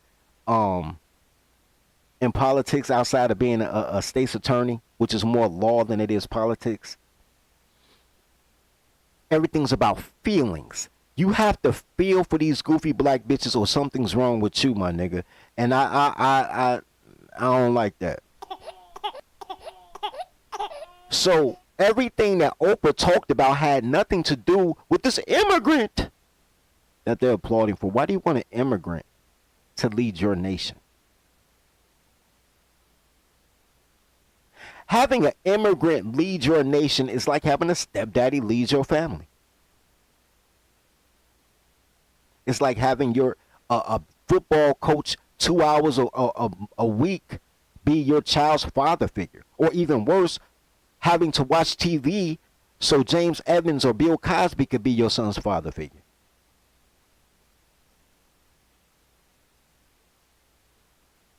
Why do you... Anyway, so she had to talk about black women because they're trying to identify Kamala as black and then immediately call her an immigrant. That's going to be a theme too, by the way. Now think about it. Talk about the black American experience and then call Kamala an immigrant. Watch this though, real quick. Prevost Williams was born in New Orleans not long after the Supreme Court ruled that segregated public schools were unconstitutional. That was in 1954, same year I was born. But I didn't have to head to first grade at the all-white McDonough 19 school with a U.S. Marshal by my side like Tessie did. Let's pause here for a minute. Let's reflect. Tessie Williams is famous or infamous for being the first black child of integration. And when you say integration, it's really not integration. It's colored people invasion. If it were integration, then they would have bused white kids to black schools. But that never happened, nigga. That never happened. They've never bused white kids to black schools. They bust black kids to white schools. It is colored people invasion of the white persuasion. Sponsored by the Caucasian. Thank you. I'm telling you, Cameron, give me a deal. I keep the boosters boosting. I keep computers puting. All right, anyway.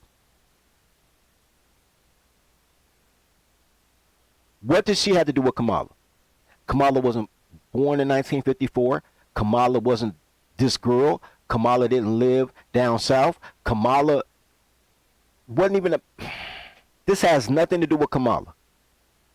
They're trying to give the energy of Bessie, of being a trailblazing black woman, and they're giving Bessie credit, and God bless this young lady with the Eartha Kitt glasses. God bless the 6-year-old child. But she was not as brave as Oprah makes her. She was not. This young baby boomer woman right here is not as brave as Oprah made her. She didn't choose her school. Her parents put her on that bus. Her parents sent her off. Maybe you can call her parents brave. Maybe you can call her parents courageous. Maybe call her parents foolish. Mavericks or fools. You could pick one. But she didn't choose her school. She was 6 years old. Her claim to fame is catching a bus to school. I still don't know what she passed. To this day, nigga, to this day, I don't know what Betsy Graves was like. But what the fuck this got to do with Kamala? It's all about feelings. They set you up with Betsy. They talk about the Alabama 4. And matter of fact, I think the Alabama 4 was 4 girls. Hold on, let me speed this up real quick. One of all 4 girls, they didn't have no boys. I don't think nobody sent their sons off. Let me see. Tessie, not Betsy. Rather than allowing Madonna to be integrated, parents pulled their kids out of the school, leaving only Tessie and 2 other little black girls, Gail Etienne and Leona Tate, to sit in a classroom with... So three black girls. Well, no boys. They didn't say no boys. They said 3 black girls because ain't nobody go do nothing to black girls, right? I mean, you know, they might touch on girls, but they don't try to beat them up and delete them. You know, they don't hit them with that boom, ping, ping, you know. They just smack around little girls. So it was safer. I get it. Because black boomer men have always hidden behind the skirts of young women. That was socialized. Boomer men was raised. Once again, if you're how you're raised, that's what your investment is. That's your social investment. Their whole lives, they were raised to be cowards and hide behind girls. The whole boomer life was hide behind girls and be quiet. Get beat up and call yourself a hero. If you let them beat you up on film, they might name an expressway after you in Atlanta. You get beat up too many times, you might get a street in every city. You know, a MLK Drive or Parkway or Place or Road or Avenue. It's always MLK something. You might get one. Let them keep beating your ass enough.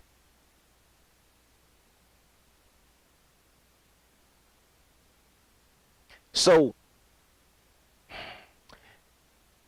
the empowering thing is a matriarchy of slavery. I ain't even finna try to explain this shit. I just want to go back to what the fuck Tessie got to do with a chick who wasn't born at the time, didn't go through that shit, didn't even attend the same school.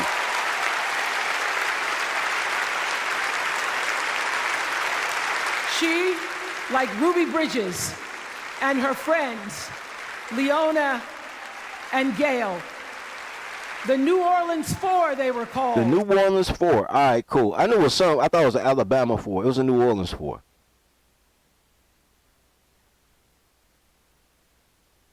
And somehow, Oprah took what happened in New Orleans. Now think about this. Kamala technically was born in America, but she was born in Cali. Somehow she took the energy of New Orleans and transferred it through osmosis to this little fucking Jamaican Indian girl. It's crazy how they do this. Watch this shit. Who 9 years later became part of the second class to integrate the public schools in Berkeley, California. Now tell me what the fuck Tessie and New Orleans have to do with Berkeley, California, which California has always been one of the most liberal places in America. I don't even know what this button gonna do, but we about to see, goddamn. I'm just pushing to see what happens.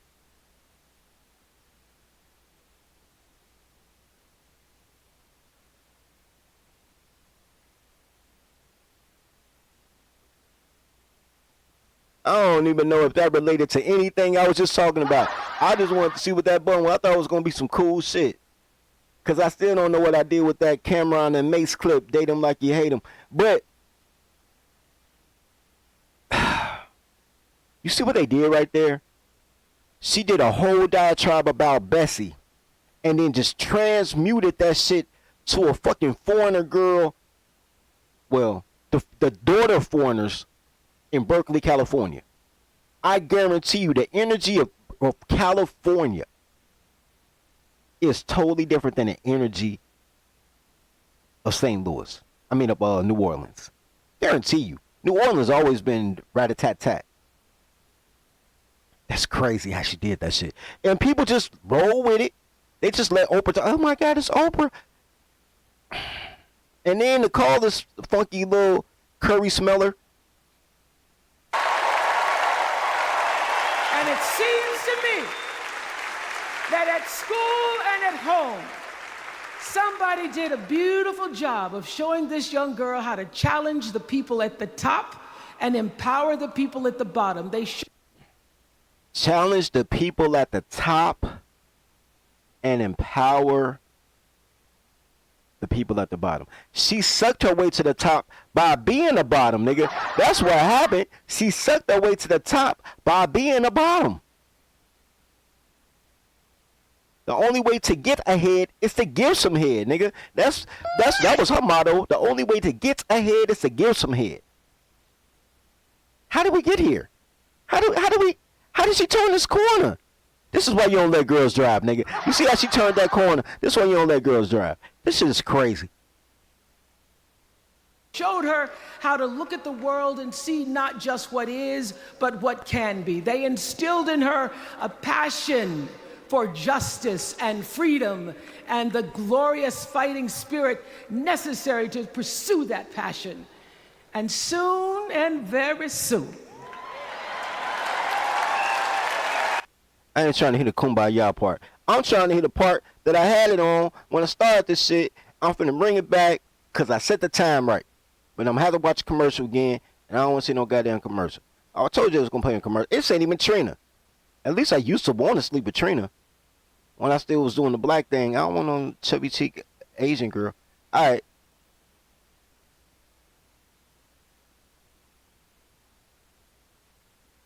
teaching our daughters and sons about how this child of an Indian mother and a Jamaican father, two idealistic, energetic immigrants,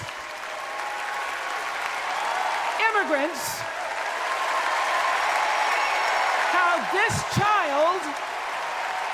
Immigrants, the way that she put an inflection on immigrants and American, American bred people. Wait, where my favorite girl at? How this child... I missed it. I'm going to tell you who our targeted demographic is. Men. I don't know about you blacks. You blacks, y'all be doing all type of shit backwards because y'all listen to girls with clothes on. But men.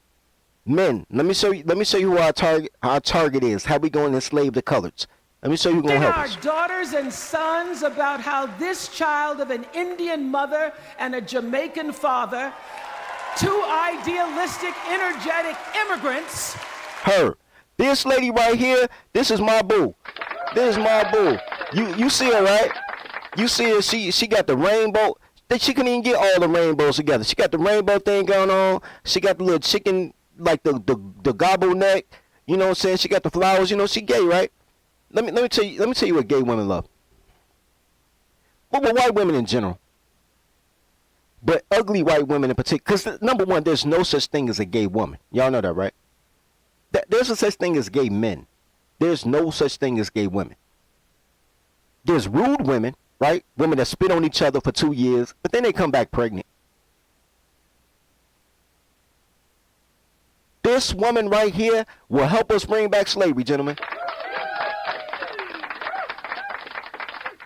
If I go to her and be like, look, shorty, I know you like to help the minorities. I'm minor. She'll be like, yes, you are a minor.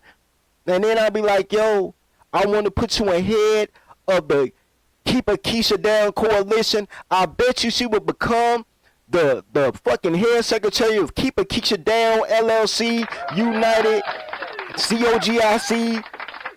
She will help us keep Keisha in control because the only person that can stop a black woman is not a white man. It's a white woman.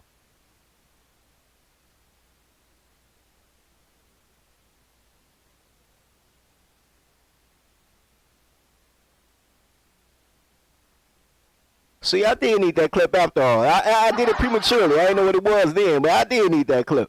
This woman right here is the face of freedom. She the one that writes your grants for you. You ain't got to even sleep with her. You just got to be nice to her. No man has ever been nice to her ugly ass before.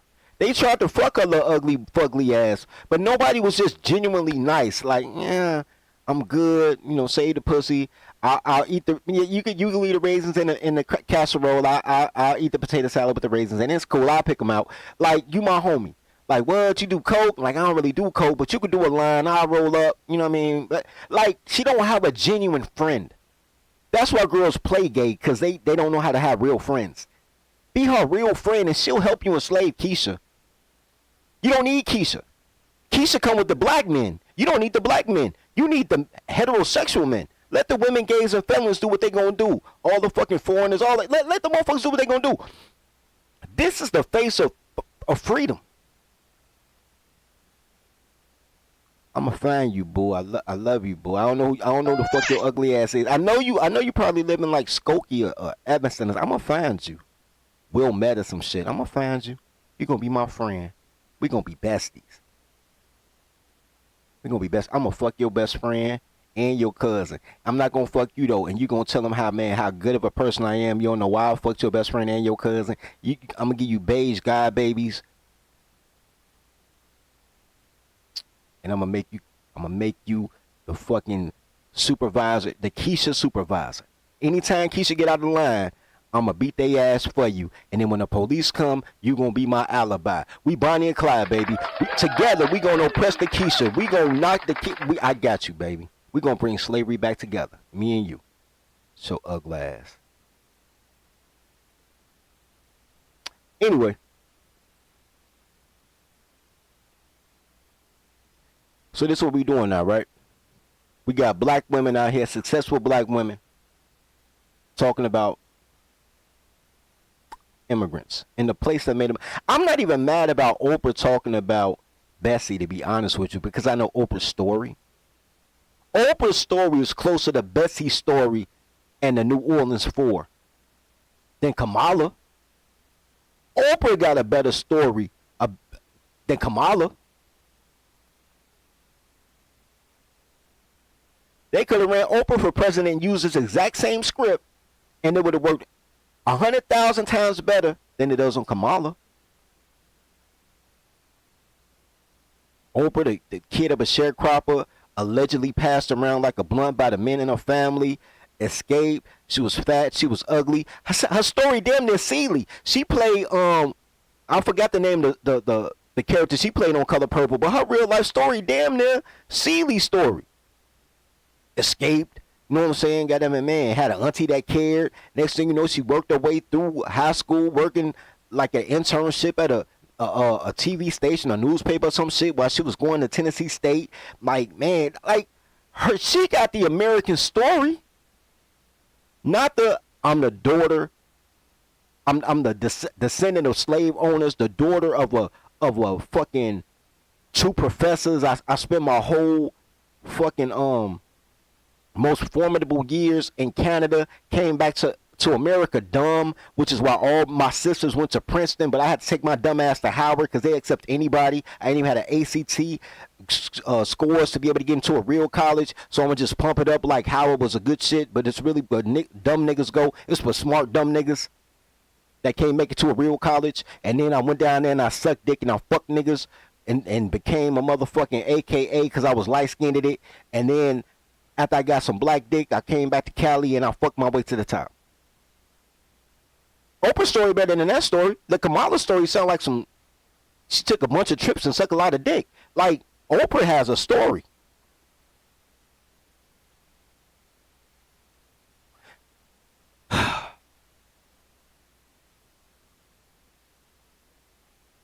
And then And then trying to save. We get to y'all been calling Michelle Obama Big Mike all day. It has not gone unnoticed that you keep calling Michelle Big Mike. And I'm not even gonna argue with y'all, right? I'm not even gonna argue with y'all because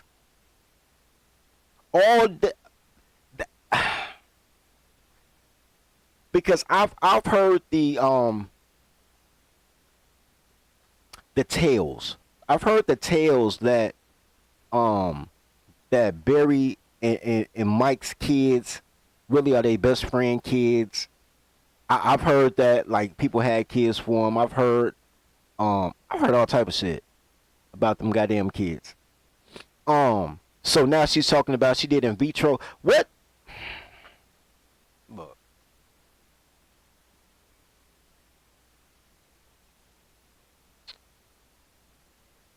I know people say that money make you look better. She a girl from Parkway Gardens. Granted, it wasn't O Block Parkway Gardens when she lived there. She a girl from the south side of Chicago. Back of the Yards district. She damn near Inglewood. She's 4 blocks away from the dividing line between Inglewood and back of the yard. So and I have no problem with that. My question is,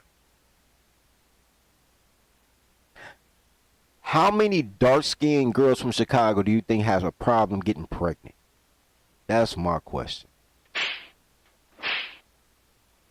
Unless they had a botched abortion and messed up they tubes, how many black women from Chicago do you really think have a problem getting raw dick and getting knocked up?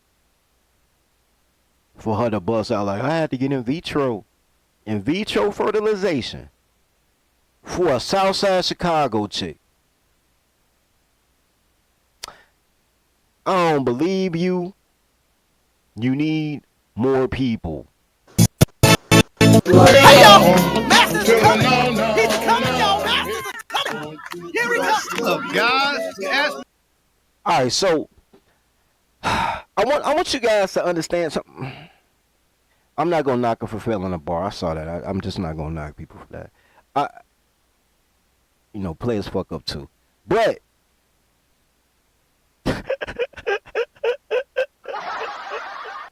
this was not a good pause. She like a chipmunk. All right, but anyway, I forgot she the wife of a former president, so she fine by default. But all right, anyway. Her story is your story. It's my story. It's the story of the vast majority of Americans trying to build a better life. Look, Kamala. I need y'all to understand that Kamala's story is your story. It's a story of Americans trying to build a better life. I need to bring that back. I don't think you guys understand. Y'all don't understand that you are Kamala. Fuck being like Mike. You be like Killer. You Killer Cam, nigga. Be like Killer.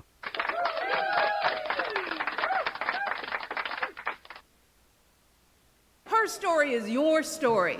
It's my story. It's the story of the vast majority of Americans trying to build a better life. Look, Kamala knows, like we do, that regardless of where you come from, what you look like, who you love, how you worship, or what's in your bank account. This is a common theme, too. It's the story of the vast majority of Americans trying to build a better life. I'm over that. Look, Kamala knows, like we do, that regardless of where you come from, what you look like, who you love, how you worship. That's a big thing. Who you love is a big thing with black women. Every woman that come up here, they talk about who you love. That regardless of where you come from, what you look like, who you love, how you work. That's huge. They whole panel is about. I'm about to get confused, right? But at the same time, they got clothes on, so y'all gotta forgive me, right? You gotta forgive me. I know she got on clothes. if Kamala's platform is abortion, and who you love is liberal speak for gay, right? Let's be honest, right? Who you love, gay, right?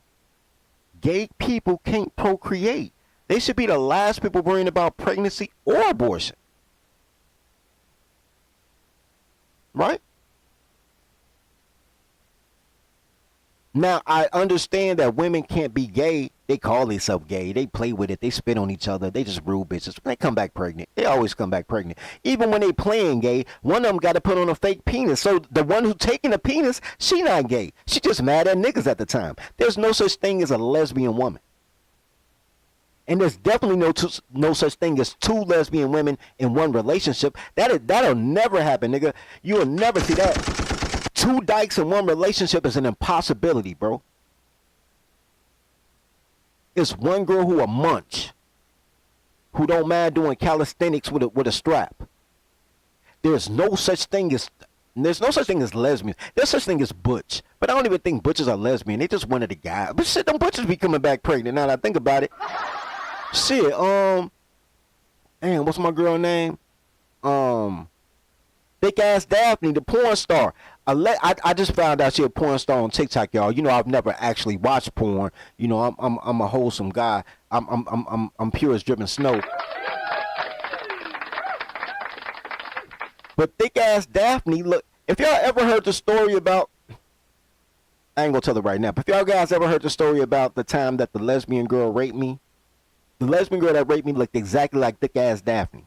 I thought it was the same girl. I had to look twice, like, nah, it was about 10 years ago when that happened.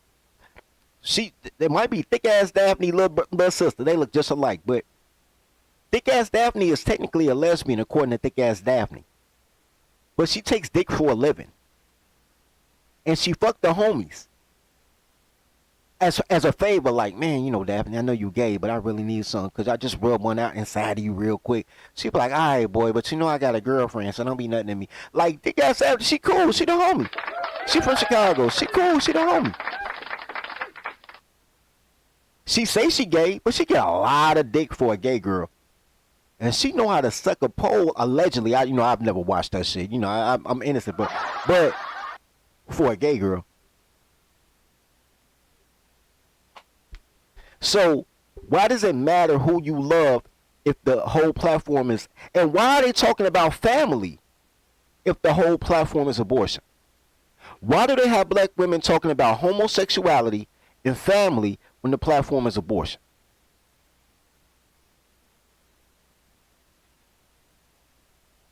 I don't know why I know nothing. Man, ain't nobody support the show, so I probably don't open the panel. But, I don't know why I know nothing. I wish somebody would support the show, because somebody could have came up here on the StreamYard streets and told me better. But let's go. Worship or what's in your bank account. We all deserve the opportunity to build a decent life. All of our contributions deserve to be accepted and valued. I kind of fucked that up. I kind of took away the whole passion behind that. I'll bring it back. It's only like 40 seconds. But it's a dream of the American dream, right? It's a derivative of the American dream.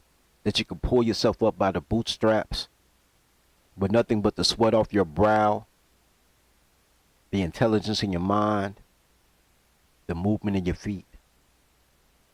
It's the idea that a parent wants their child to have a better life than they did. Unless you're a boomer. Boomers don't give a fuck about their kids.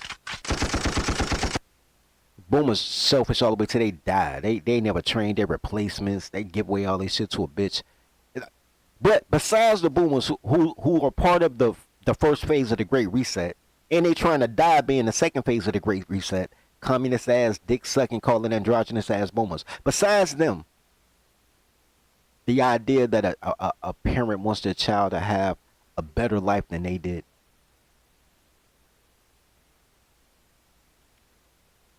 That's a story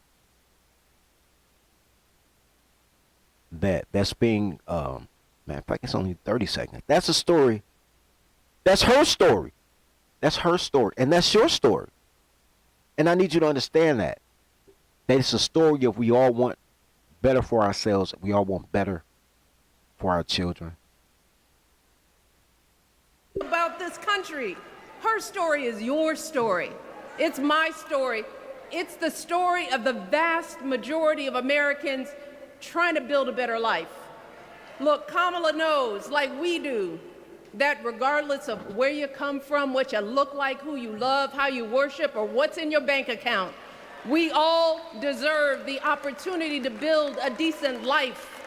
All of our contributions deserve to be accepted and valued.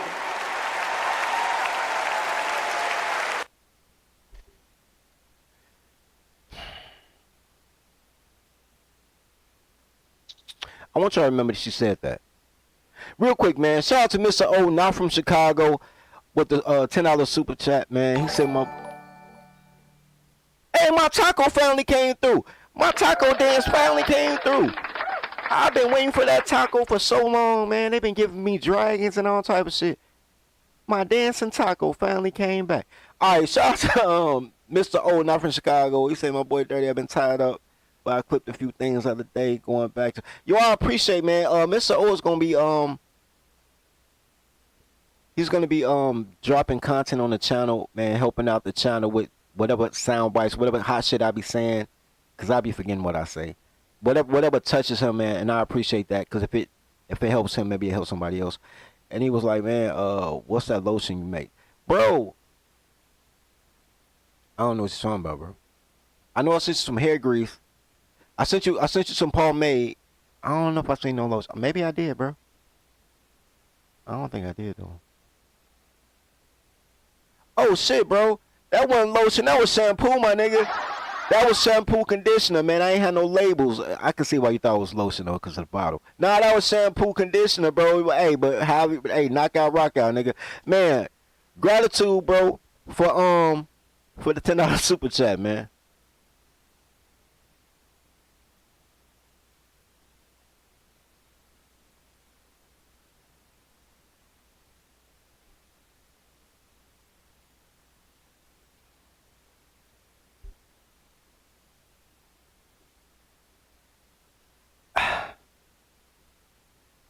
Alright, so we go fresh off of her telling us about the American dream.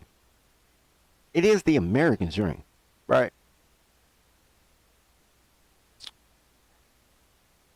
Now, apparently, this is the world's first read. Apparently, it's only the American dream if you're a woman of color. It's not the American dream if you're a man of color. It's not the American dream if you're a migrant male. It's not the American dream if you are you can call yourself foundational black American. It's not the American dream. And even though I don't like FBA as initials, I can accept that more than autos, because everybody ain't descent from slavery, but you can still be foundational. But even at that, they don't give a fuck. They don't give a fuck about your redlining, your Jim Crow. Even if you weren't a slave, you had to go through Jim Crow. They don't care about your Jim Crow, your redlining, motherfucking. They don't care about none of that shit. Your not being able to be in a union, being last hired, first fired. They don't care about none of that shit that you had to go through, foundational black man. They care about women, mamas, doing better for their children. All right, so cool. We got that out the way right now. But when you're Donald Trump, the grandson of a migrant,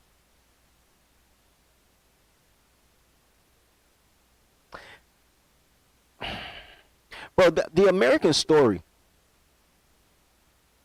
is very similar for a lot of people in the at the turn of the 20th century.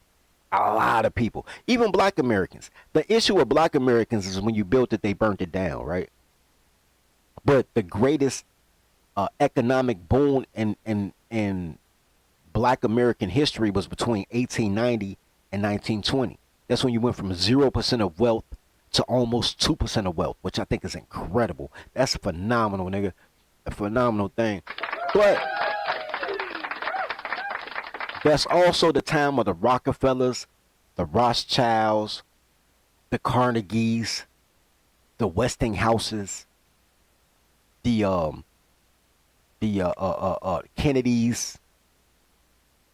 If the man didn't have syphilis, I'll also be able to say the Capones. That was that time period. Niggas was about that life, boy. They was about that action, boss. It was a turn of the century. It was the beginning of the Industrial Revolution. It was a bunch of opportunity out here that everybody, it was like, we out here getting that money, nigga. I'm a baller, not at all a baller. At that time, right? So, you had people like the Trumps, or the Drumps, whatever the fuck you want to call them, came after World War I and started doing real estate, but not to the magnitude of Trump Towers, just investment property here, investment property there. At the same time, there was a gentleman by the name of Sam Walton that had a nickel store. They didn't even have dollar stores back then. They had a nickel store. He had a little nickel store here, nickel store there. His son turned the Walton nickel store to Walmart. The Trump son turned them small investment properties that niggas trying to flip today, like, oh, get some investment property, some real estate and flip, and started getting into the commercial real estate space with hotels. The same, and everybody taught their son their craft. Once again, baby boomers killed that shit like nobody else. Baby boomer men are the first generation of men who didn't pass down the craft. They passed down the hustle, but they didn't pass down the craft because they couldn't pass down the craft because all their kids was latchkey kids because they didn't give a fuck about their kids. Their kids raised themselves. Hard to teach your kids shit when your kid raising yourself, right? And that's the white and the black kids. Latchkey, everybody know, right? That whole free love generation made kids and didn't give a fuck, right? Like I fed you, you should be happy for that. Cool. But up until the fucked up ass boomers, men will teach their son their craft. And those boys would add something to it, right? Because everybody think they smarter than their dad. As you should, right? Better education, better technology, more experience. You're supposed to build on the generations before, right?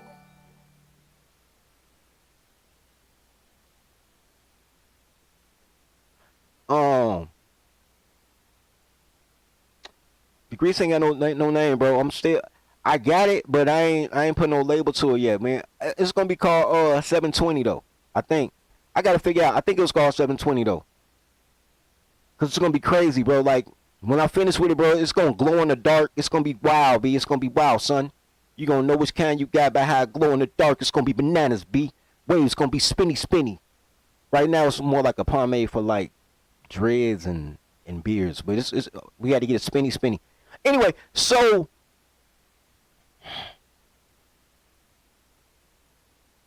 when Donald Trump decided that he was going to be a better man, Donald Trump Sr., not Donald Trump Jr., right? Because, you know, his son now, this Donald Trump the fourth. So, all right, let me say it like this. Great Depression, Daddy Trump decided he wanted to be a better man. And then he helped his son say, man, I made it okay. I'm going to teach you everything I know, and I'm going to give you a couple of dollars. I want you to go out here and you try to get it. And he got it. And got him down, he got it. That nigga got it. He's penalized. How does that happen? How do you come fresh from, we all have a dream no matter who you love, who you with, where you come from, we all strive and we all make sacrifices for the future. But when your future becomes the present, fuck you because you're a man, nigga. That most of us will never be afforded the grace of failing forward. We will never benefit from the affirmative action of generational wealth.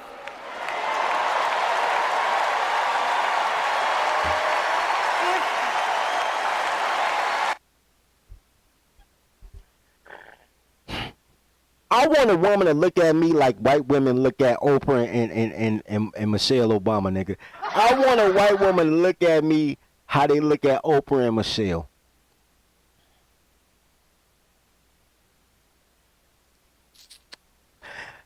Bro. How is she literally describing Donald Trump's success based on women's empowerment? Shit that literally happens to him.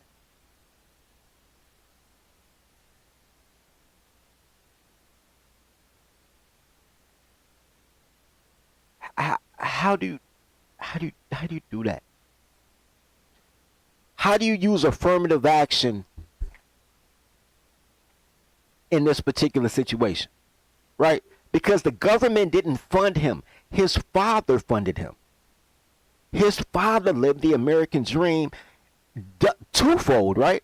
Because not only was he successful, he raised his son to be successful. So he died knowing that his legacy will live on. Affirmative action is taxpayer money. I know women don't understand money because girls can't count. But affirmative action is dictated on taxpayer money, not daddy's money. All of our daddy money. How does she talk about failing forward when DEI is literally failing forward? Affirmative action is failing forward, honestly. Getting pregnant and the government give you a free apartment is failing forward. You should be homeless in a gutter, bitch. Instead, nigga, they was like, fuck it, we'll give you a crib. All you gotta do is miss your period to fail forward. Then finding a nigga to play stepdaddy is failing forward.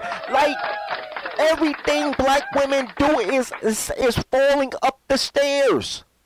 They don't start failing downward until they hit menopause.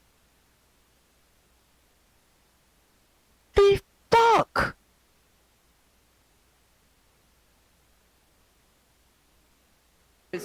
She understands that most of us will never be afforded the grace of failing forward. We will never benefit from the affirmative action of generational wealth.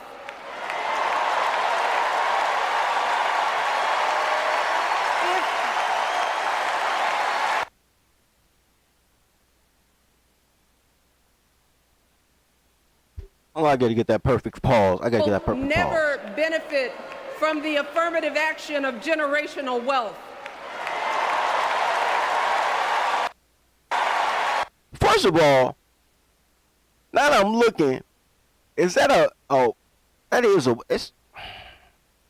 it is a woman. I'm not gonna say it's not a woman. Chicago got some ugly bitches. I'm trying to get it between the claps so y'all can see their face. My pause game ain't like Snowman pause. Snowman pause game is immaculate. I gotta practice. All right, there we go right there. She looked like a lesbian. I'm just looking at her. She looked like a lesbian. I just said lesbians ain't real, but if it's a girl that eat pussy and talk crazy to the nigga that's providing for her, it's that bitch right here, nigga. I'm telling you, bro. What this button do?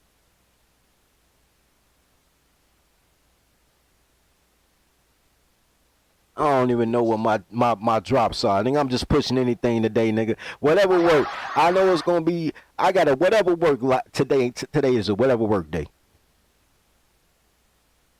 When I looked at this young lady right here, and she kind of looked like my niece Jamaica. Anyway, when I looked at this young lady right here, my first thought was, I just bought my mama a house. She is way too excited about generational wealth being compared with affirmative action. I don't even know the correlation. Like as a man, you'd be like, what the fuck? But as a colored, you'd be like, hell yeah. This is I bought my mama a house. Now, if she had a son that bought her a house, wouldn't she be benefiting from the affirmative action of generational wealth, even though it's not technically generational wealth, but if her son was new money and bought her a house, wouldn't she be the beneficiary of homegrown affirmative action? Because she'll never get a man to buy her a house. I mean, look at her. Let's not be crass, but so it's cool if I go poor to make sure you feel rich, but it's bad to be rich and make my child richer. Okay, all right. Look. I hate these hoes so much. Y'all don't even understand how righteous my hate is, though, man. Y'all don't even understand, man. Oh, that ain't it. I can't even turn this shit off. What the button I'm looking for? I don't even know what I'm looking for.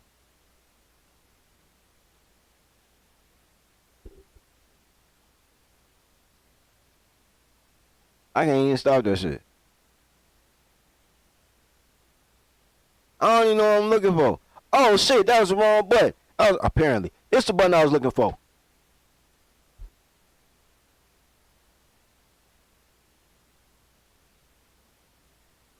Have you heard about Akasoli? These are the cut.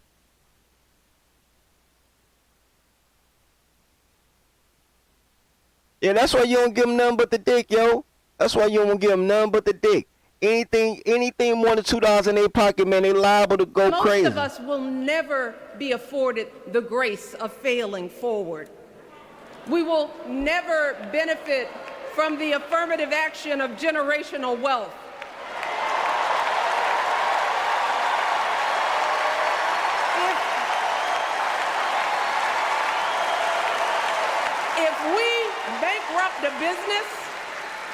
If we bankrupt a business or choke in a crisis, we don't get a second, third, or fourth chance.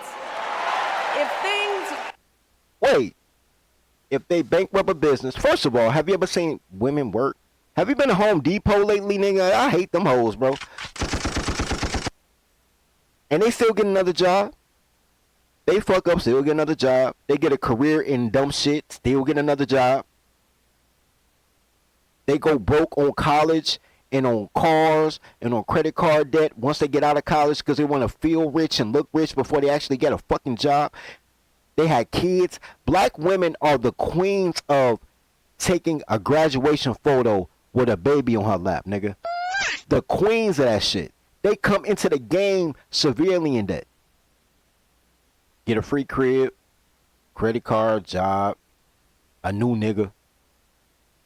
Fuck you talking about? They can't bankrupt a bit. They bankrupt the pussy and make a comeback. And call it so strong and independent.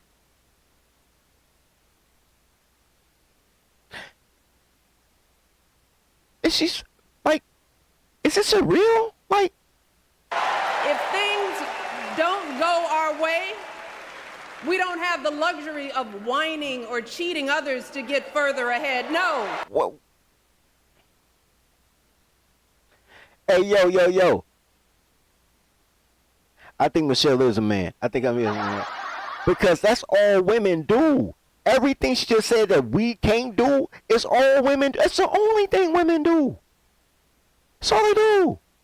I want a man. I gotta use a voice. I want a man to make $145 million a minute. What you offer?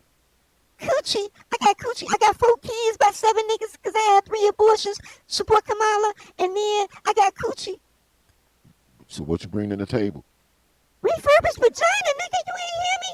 I'm feeling 4. I got 3 kids by 5 niggas. And I need a bowling ass nigga. Look at this BBL, bitch. They don't have the opportunity to get it right? Really? Really?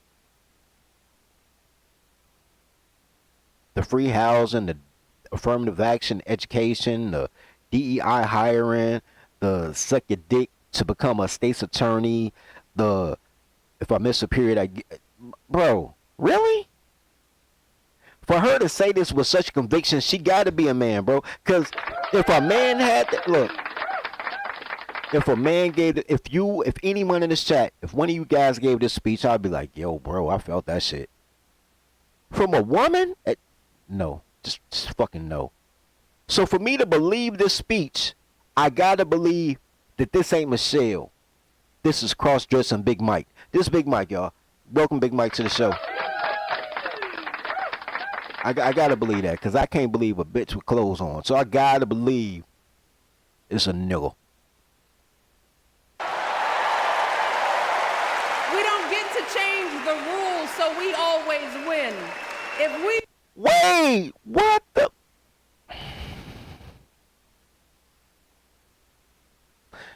The rules are, if somebody hits you, you hit them back. But the rules for them is, if she hits you, you can't hit her back, because that's a lady. That's somebody's mother. Y'all change the rules fundamentally from childhood. Y'all try to change the rules. This is slave talk. Instead of Barack bringing this bisexual ass up there co-signing his wife, he should have brought the Hussein out.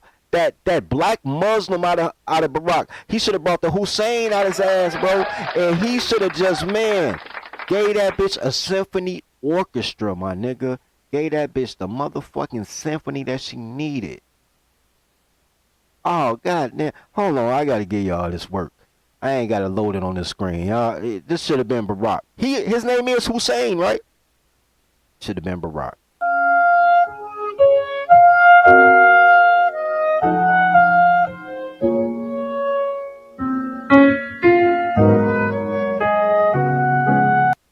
Once she got in public, started saying that dumb shit, that should have been Barack. Like, shut your ass up and sit your ass down.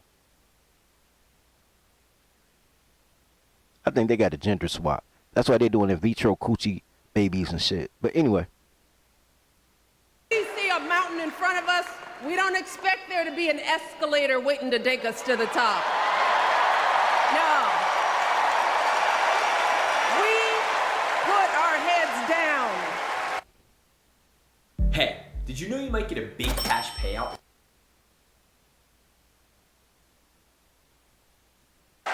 We get to work. In America, we do something. And throughout her entire life. I don't want to hear about it. Look, she says that Americans, we get to work, we do something.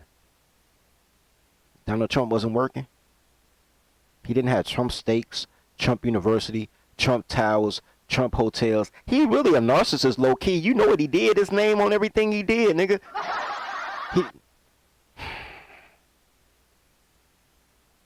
He didn't work. He wasn't in movies. He didn't take over Atlantic City while it was failing and tried to bring boxing back to Atlantic City from Vegas. He didn't do that. He didn't fund political campaigns for Maxine Waters and Jesse Jackson when he ran for president. He didn't really? He didn't work. He just chilled one day and his daddy gave him some money and he just a trust fund kid. Trump ain't do no work.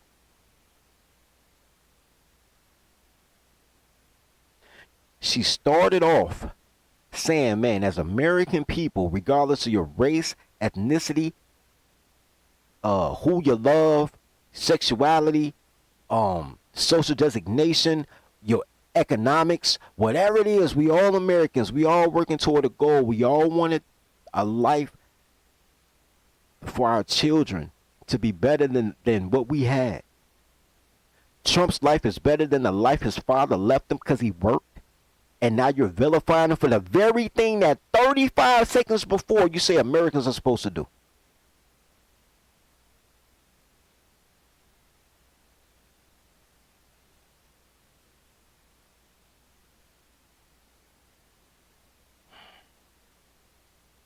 Superfly say his cousin said that Trump didn't like his dad because his dad was racist. Let me tell you something, bro. That's a lie. Not only is it a lie, it's a lie based on two truths that are unrelated. It can be true that he didn't like his father. And it could be true that his father was racist. But it's a lie that he did not like his father because his father was racist. Because everybody's father was racist.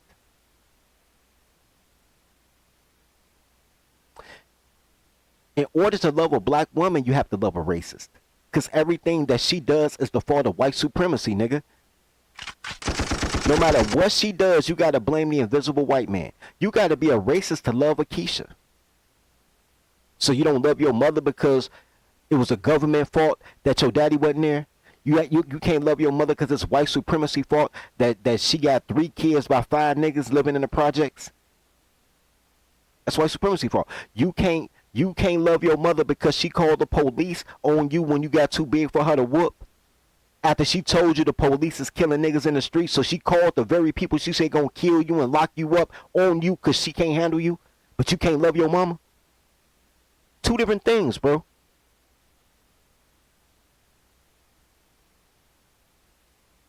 He said, I know it's a lie. My cousin got daddy issues, so he blaming on Trump.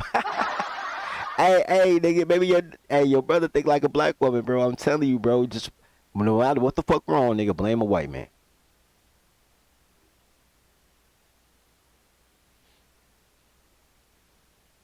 But I believe he don't like his dad, and I believe his dad was racist. But everybody was racist at that time, bro. Everybody. It was a game people played. All the way into 1980, it was a game America played. It wasn't Malcolm X or Martin Luther King that stopped racism. The government was forcing white people to accept black people, but you can't force acceptance.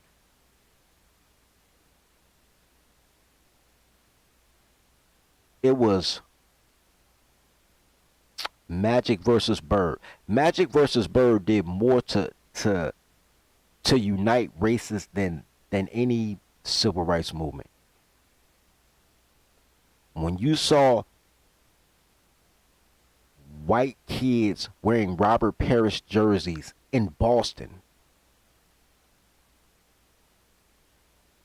when you saw Italians wearing Michael Jordan jerseys, why they say they hate moolies, I hate moolies, but you like Jordan. Well, Jordan not a moolie, Jordan a man, because moolies don't do shit. He do shit like a man. Because race doesn't mean, color don't mean shit when you operate as a man.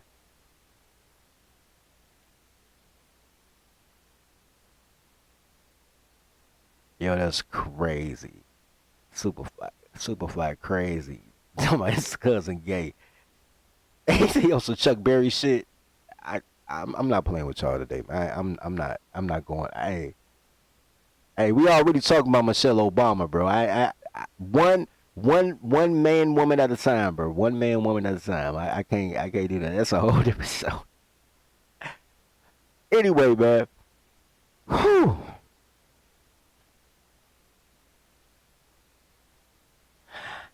I started the show with this. I'm in the show with this. Nobody here when I started the show anyway. I started the show with this. I'm in the show with this.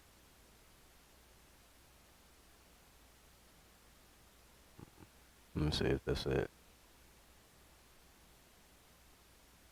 Yeah, this is it. We got to do better, man. Dude, if you want to save America, you have to. You got to be up your toddler, bro. There's no other way around it. You got to be up your toddler. If you want to save America, you got to be. You got to speak your toddler language, bro. Your toddlers only respect abuse, bro. I keep telling y'all that. Y'all don't know, believe me. So here's some real toddlers showing you that toddlers only respect abuse. You got to abuse them, bro. You can't keep letting these girls talk with clothes on, man. Disrespecting your whole hierarchy, bro. You gotta speak their language, man. Put the purse back, honey. Now threaten her and see what happens. Put the purse back now. That's not a good choice. Theo, make a good choice, please. Theo, Abby, don't hit him. That's also not a good choice. Theo, get out. Theodore, get out of the bucket. Get out of the fridge. Come on. Yes. Come on. Get the fuck out of the freezer.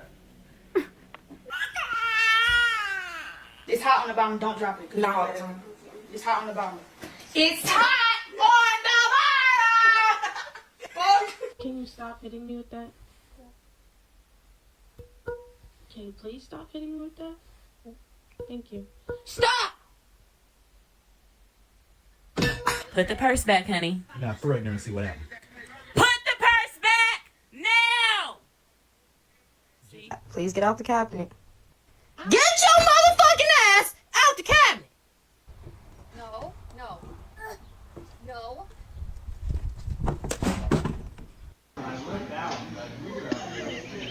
Put the purse. You got to, bro. Y'all gotta save America, man. Choke a bitch, save the world, man. Choke a bitch, save the world. Y'all trying to negotiate with terrorists, man. Y'all on these panels, y'all in real life. You trying to have intellectual conversations with a dumb bitch. Just because she got a college degree does not mean she not dumb. She just dumb with a college degree. Like, you trying to have conversations with dumb bitches. You trying to ask them what they like. They don't know what they want to eat. They don't know what they like. They don't know what's best for them. They don't know what's best for you. They feed their kids Burger King for breakfast, bro. You think they know what's best for people? They get degrees and shit like anthropological studies, and they live fucking in New York and Chicago and shit. Ain't no fucking dinosaurs out there. You think they know what's best for themselves, bro? They think it's cute to have babies on their lap at graduation pictures. You think bro, they wait for their sons. Think about this. You gotta wait.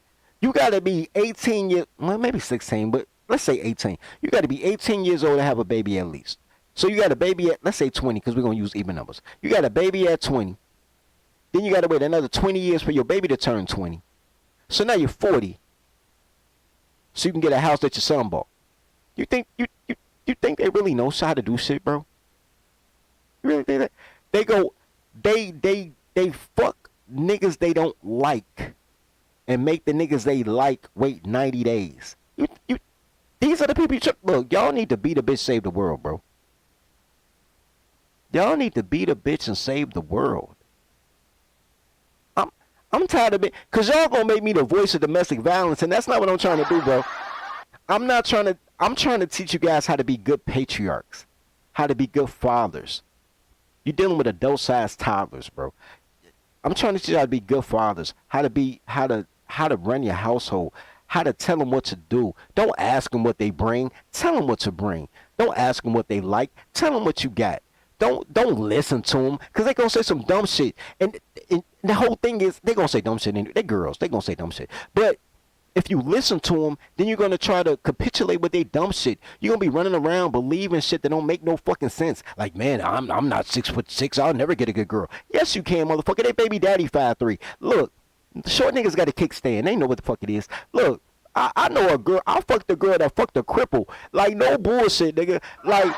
And I knew the cripple. Like, we wasn't cool, but I knew him. He got shot in the spine. He had a wheelchair. And I knew him because he had a twin brother. So one of them walking, one of them in a wheelchair. She fucked the wheelchair one. She didn't even fuck the walking one. And he dumped her, nigga. How you get dumped by a cripple? He was like, man, I'm going to just roll on, nigga. Look, I'm telling you. You think these bitches know what's best for them, man?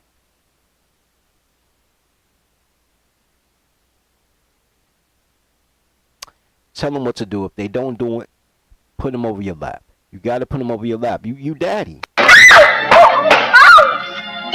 you spanked Mama. You're darn tootin' I did. That means you love her. That's what I've been trying to tell her. You're not gonna get anywhere with this kumbaya shit, bro. You ain't gonna get nowhere with this kumbaya shit. We gonna get there on some get down or lay down shit. And I'm trying to help y'all, because I'm also trying to help myself. This is a selfish thing on my part. On my part, brothers, I just don't want to get killed by a dude over a bitch. So I know that if you got your girl trained, that you won't go to war with her if it's not a righteous endeavor. Like, there are times you got to go to war, but I know that you won't be trying to protect her feelings. You know how many people die because her feelings? How many in jail because her feelings? How many niggas that's homeless because she had a dream? It felt real. Y'all gotta be better patriarchs, man. Anyway, salute to Mr. O, not from Chicago, man. He cared enough to support the show, man. I appreciate you, bro. I got you, man. Send me an email, man. We work that on the wave grease, bro. As always, man, love your brothers as you love yourself. Quit listening to girls with clothes on. Feed the pack. Try a buck. The Daycare. Welcome to the Daycare. Welcome the daycare. Welcome to the daycare. Stay away from cities with dyke mayors. They spray the pipes major. Don't play with your life, player. Or shake the dice, player. But if you got a quota, then stay away from toddlers. These bitches are fight promoters. Welcome to the daycare. Welcome to the daycare. Welcome to the daycare. Welcome to the daycare. Train your toddler. Please train your toddler. Whippings, timeouts, take her allowance. Cause on plus she will destroy your life if you allow it. Fucking, I'm tired of rapping. Yo, low, bring in the choir.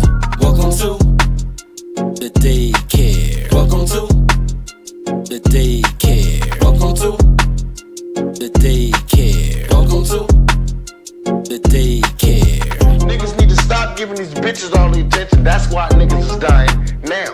When these hoes get horny, niggas die. Hoes get horny, niggas die. Watch, every die. We gotta start saying fuck these bitches, man. If you fucking with a cool female, that's all good. But if you fucking with a bitch, you need to break her ass.